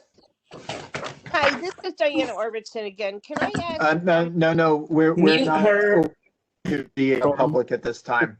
Okay. I'm sorry, Diana. Mr. DePero would have a council meeting for us, for the town people. I'll contact him separately. Thank you, Ms. Arvidsson. Okay. I'll accept the motion to carry this meeting to February 8th at this time. So moved, Dinsmore. Second, Okay. Mandel. Very good. Nora, the roll, please. Mr. Perowick? He has left for home, sorry. Okay. Councilman DiPiero? Yes.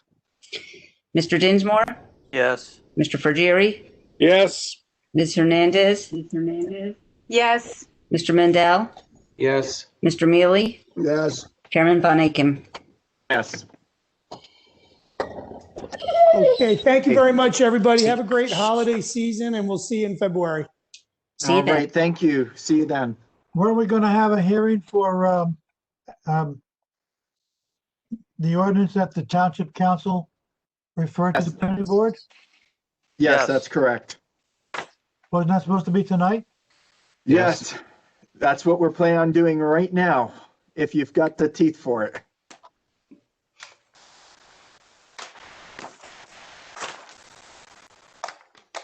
Okay. So we have before us a request for consistency with our master plan on ordinance number 2020.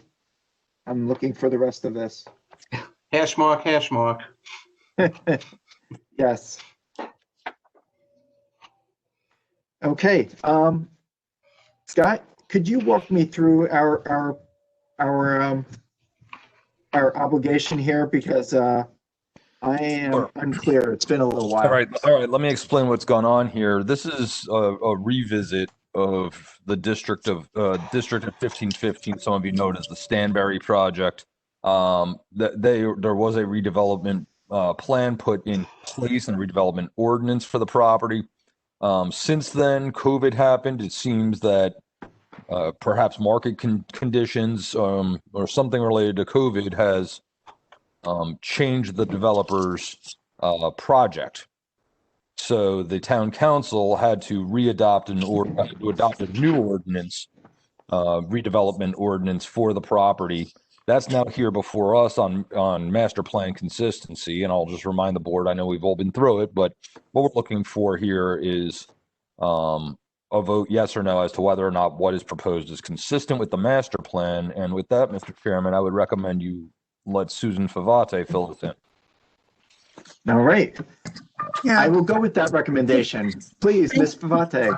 Thank you, Scott, and I'll try to be brief because of the hour, and I know that there are representatives from District 1515 here who have been waiting a very long time. I don't think they plan on speaking, but they're here in case, I guess, in case there are questions. Just to reiterate a little bit what Scott was saying is this has been an ongoing, long time application and sort of project, which I think many of you remember. It really dates back at least 5-6 years. The Township Council did determine that this was an area in need of redevelopment in 2015. Redevelopment plan was prepared. The planning board adopted that and has subsequently amended that plan, or the Township Council has amended that plan twice. And you have found those amendments to be consistent with the master plan twice. So that brought us to early this year.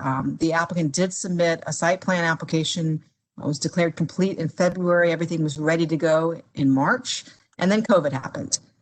So that has really, I think, as probably not as a surprise to most folks, it has really transformed the retail and office environment.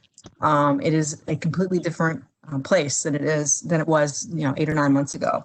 So as a result, the applicant is asking to change the project. They're asking the Township Council to adopt amendments, essentially to reduce the retail and office square footage, eliminate the office altogether, and then reduce the retail component from 100,000 square feet to 60,000 square feet of the total project.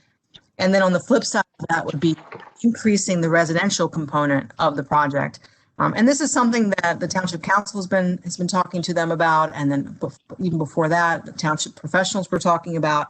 And one way to mitigate some concerns about additional residential units was that the majority of those additional units will be age restricted. So really, it's a total of 57 additional units that they're asking for as part of the redevelopment plan. All but 8 of those would be age restricted, so 55 plus. 8 of them have to be non-age restricted because those are the affordable units. And the township already maxed out their affordable age restricted units. So we really, we can't be asking for additional affordable age restricted units because, we've already capped basically. So where that's being proposed, if you remember what this project looked like, there were 2 mixed use buildings with ground floor retail and residential above. There were 2 retail/restaurant only buildings, 1 story, which would be along Route 10. And so what we're proposing is that those 2 1-story buildings would become more like 1 building, and it'd be 3 stories. So 2 stories of residential, which would be age-restricted units, over ground floor retail. And then the 8 units of affordable units go elsewhere in the project. So it's become a slightly less mixed use in terms of there's a heavier residential component, but it is still a mixed use project in the sense that there's still 60,000 square feet of retail/restaurant. And then there's the residential component, and there's still a central public open space.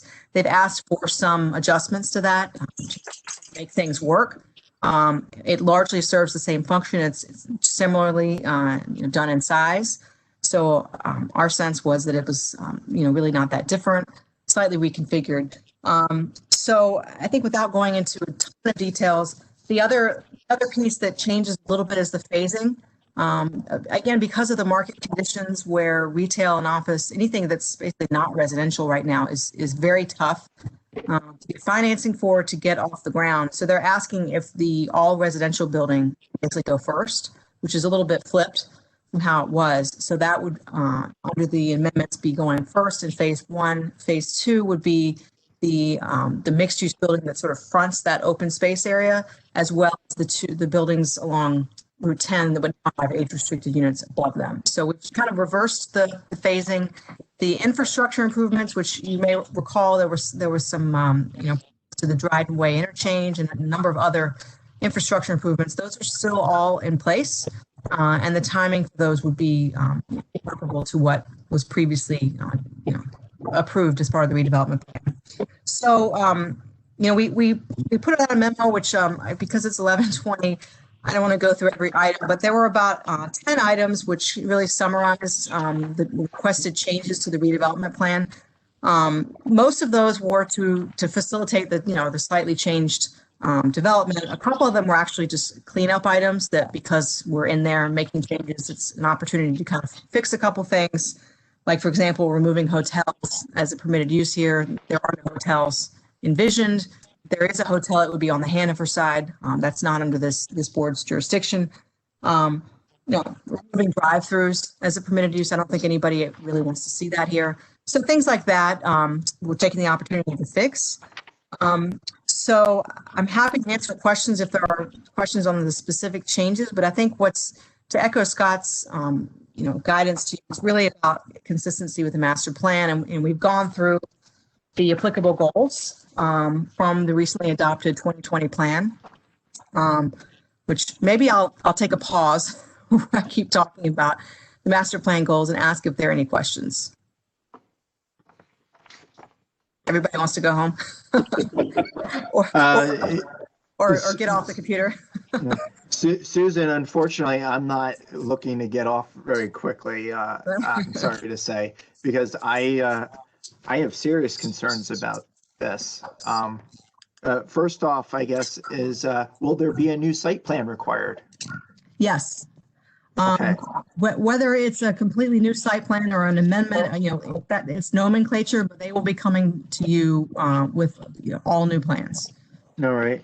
That certainly makes things a little bit better. I appreciate the consideration of the council in addressing the age restricted housing, but it's still additional people that are going to be additional traffic, and goal 4 of our strategy is to mitigate traffic where possible as well. I mean, numerous areas where we're adding residents and taking away from potential retail. I wouldn't agree with the developer that our current situation with COVID is a permanent one. And I feel like they're probably putting the cart before the horse in order to get a change for a project, which in a year's time or 2 years' time may be deemed to not be necessary.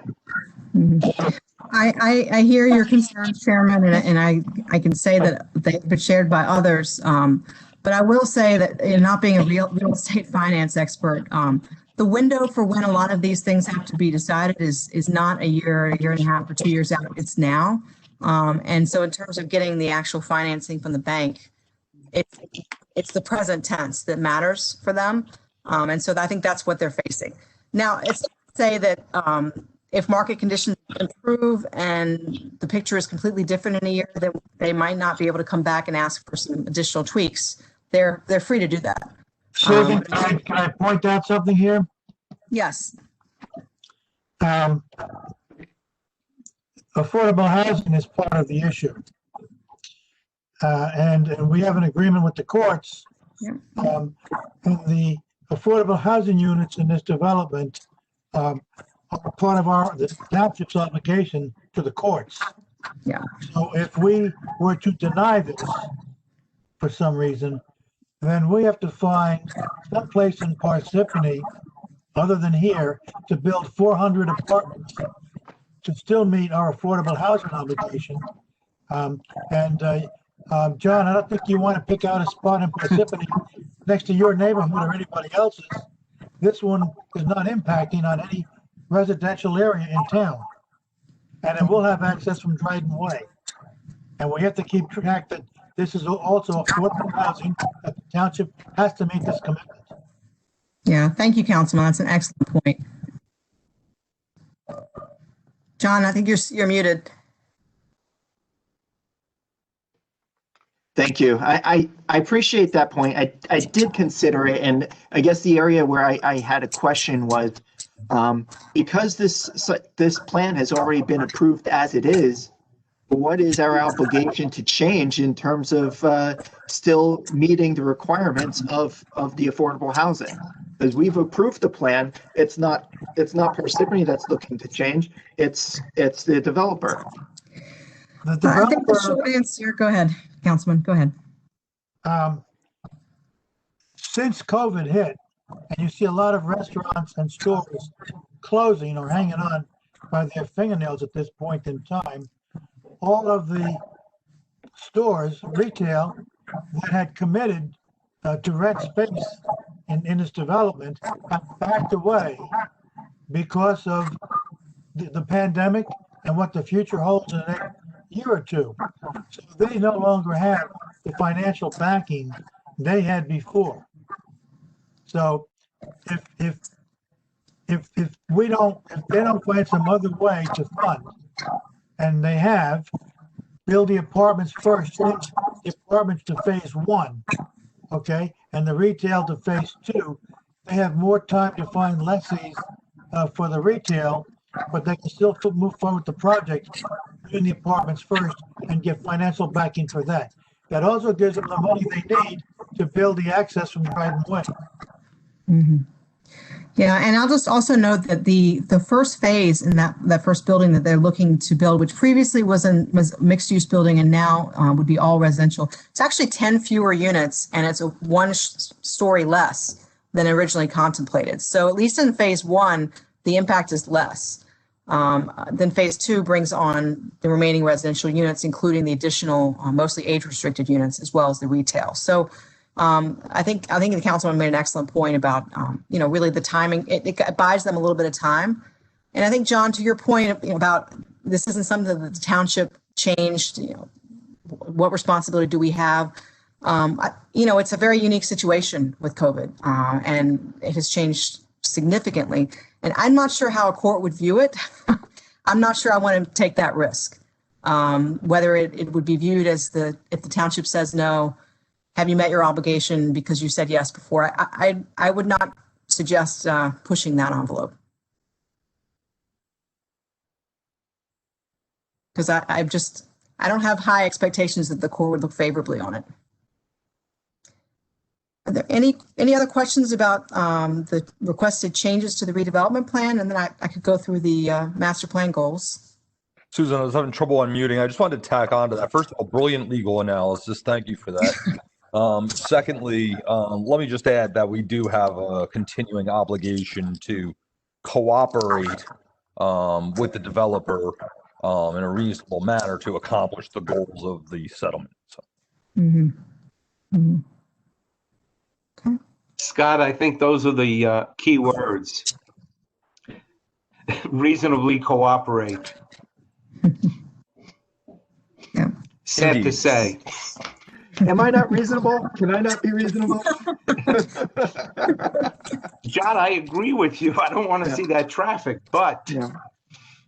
No, it's important to ask the questions and I think that I'm not by myself when we've looked at how some of these development zones or overlay zones were done previously and look back at them with some concern when we see what goes in following up. So I want to make sure we do our due diligence to ask the questions and knowing that the site plan is going to be, also brought before this board is reassuring. But, with these overlay zones, we've seen that we don't have a lot to say after the fact once these are done. And that's where my concerns lie. And the other important point I think to recognize is that I'm no traffic engineer, but I know enough to be dangerous. And any traffic engineer will tell us that the commercial space would be a larger driver of traffic than would residential units, which residential units usually have morning out and evening in, and that's it. But Mr. Carlson, that is exactly when the traffic problem occurs. Sure. Yeah. Okay, so I've said what I've had to say, and I'm sure the board members, have been able to absorb their fill of it. With that said, I believe we need a motion on this ordinance. Assuming there's no other comments from the board. We need a motion to deem this to be consistent with our master plan. Okay. Well, given the legal ramifications, I find that the change is appropriate and is consistent with our master plan as we have written it with regard to, especially with regard to finding affordable housing in the town.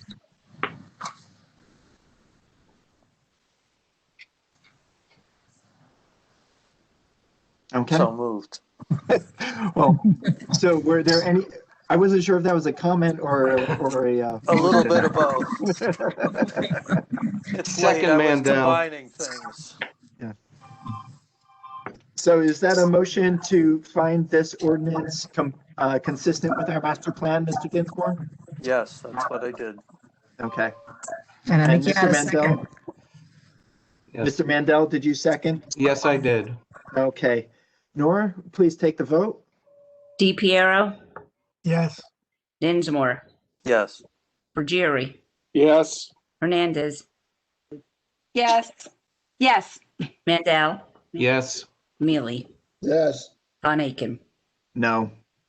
And Chairman, as I sit here, by the way, it occurs to me that the Township Council wants to consider this on December 15th, which I think means we're going to need to adopt a resolution prior to that date, which I had not considered until just now.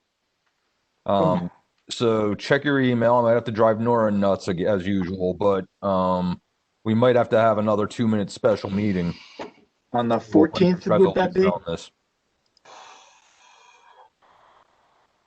We'd need a resolution on the 14th? I think so. Let me confer with the township attorney and see if a letter from the board secretary will suffice or if he's going to require a resolution. Okay.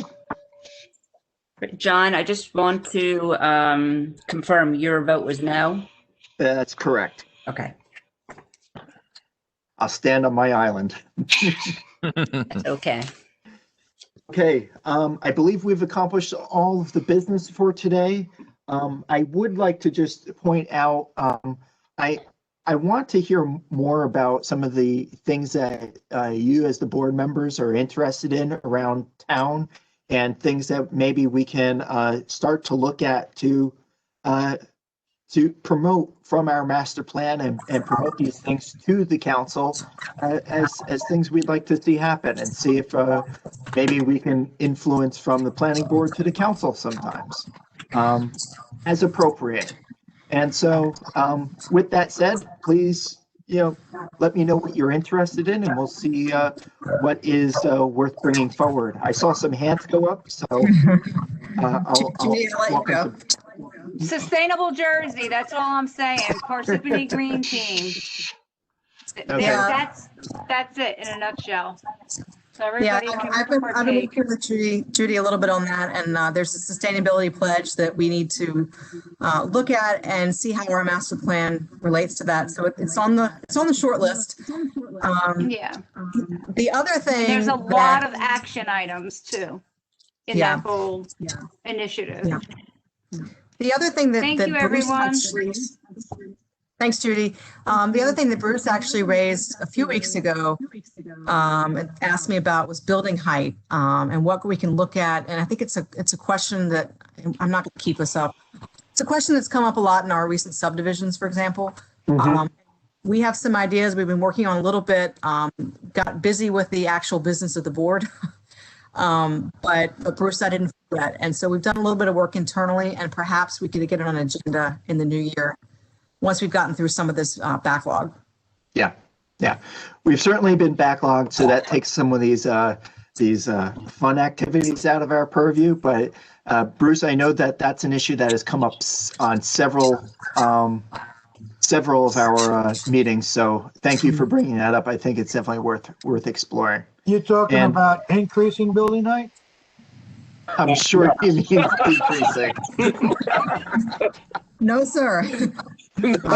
Yeah, it would be how to make sure that some of the new homes that are being built are not so vastly different. And there's some pretty minor tweaks that actually would have a big impact on things like the definition of building height, and it's in the master plan, some of that. So Tom Dinsmore had some great suggestions about how you control building height. Yep. So I think it'll be good discussion. We've talked about that before, yes. Yeah. So I think some of these could be really great opportunities for you to sort of stretch your wings a little bit more and maybe do some of the things that you came to the planning board to try and do. Outside of trying to keep the town in as great as it is. What are some of the things that maybe we can promote from our master plan? All right. So with that said, I will accept the motion to close the meeting. Motion to close for Jerry. Okay. Second, Dinsmore. Very good. All in favor? Aye. All opposed? None. Okay. John, why aren't you opposed? I already dissented once today. His holster's empty. Nora, you Thank lost you, your everyone. friend. Hey guys, this is Earl, and thanks for being so professional tonight. It made my job easier. Thank you. Thank you, We Earl. appreciate you too, Earl. Thanks for all the work in the background, Earl. Yeah. All right, everyone, have a wonderful evening. I know it all. Good night. Good night, team. Right. Good Good night. night, everyone.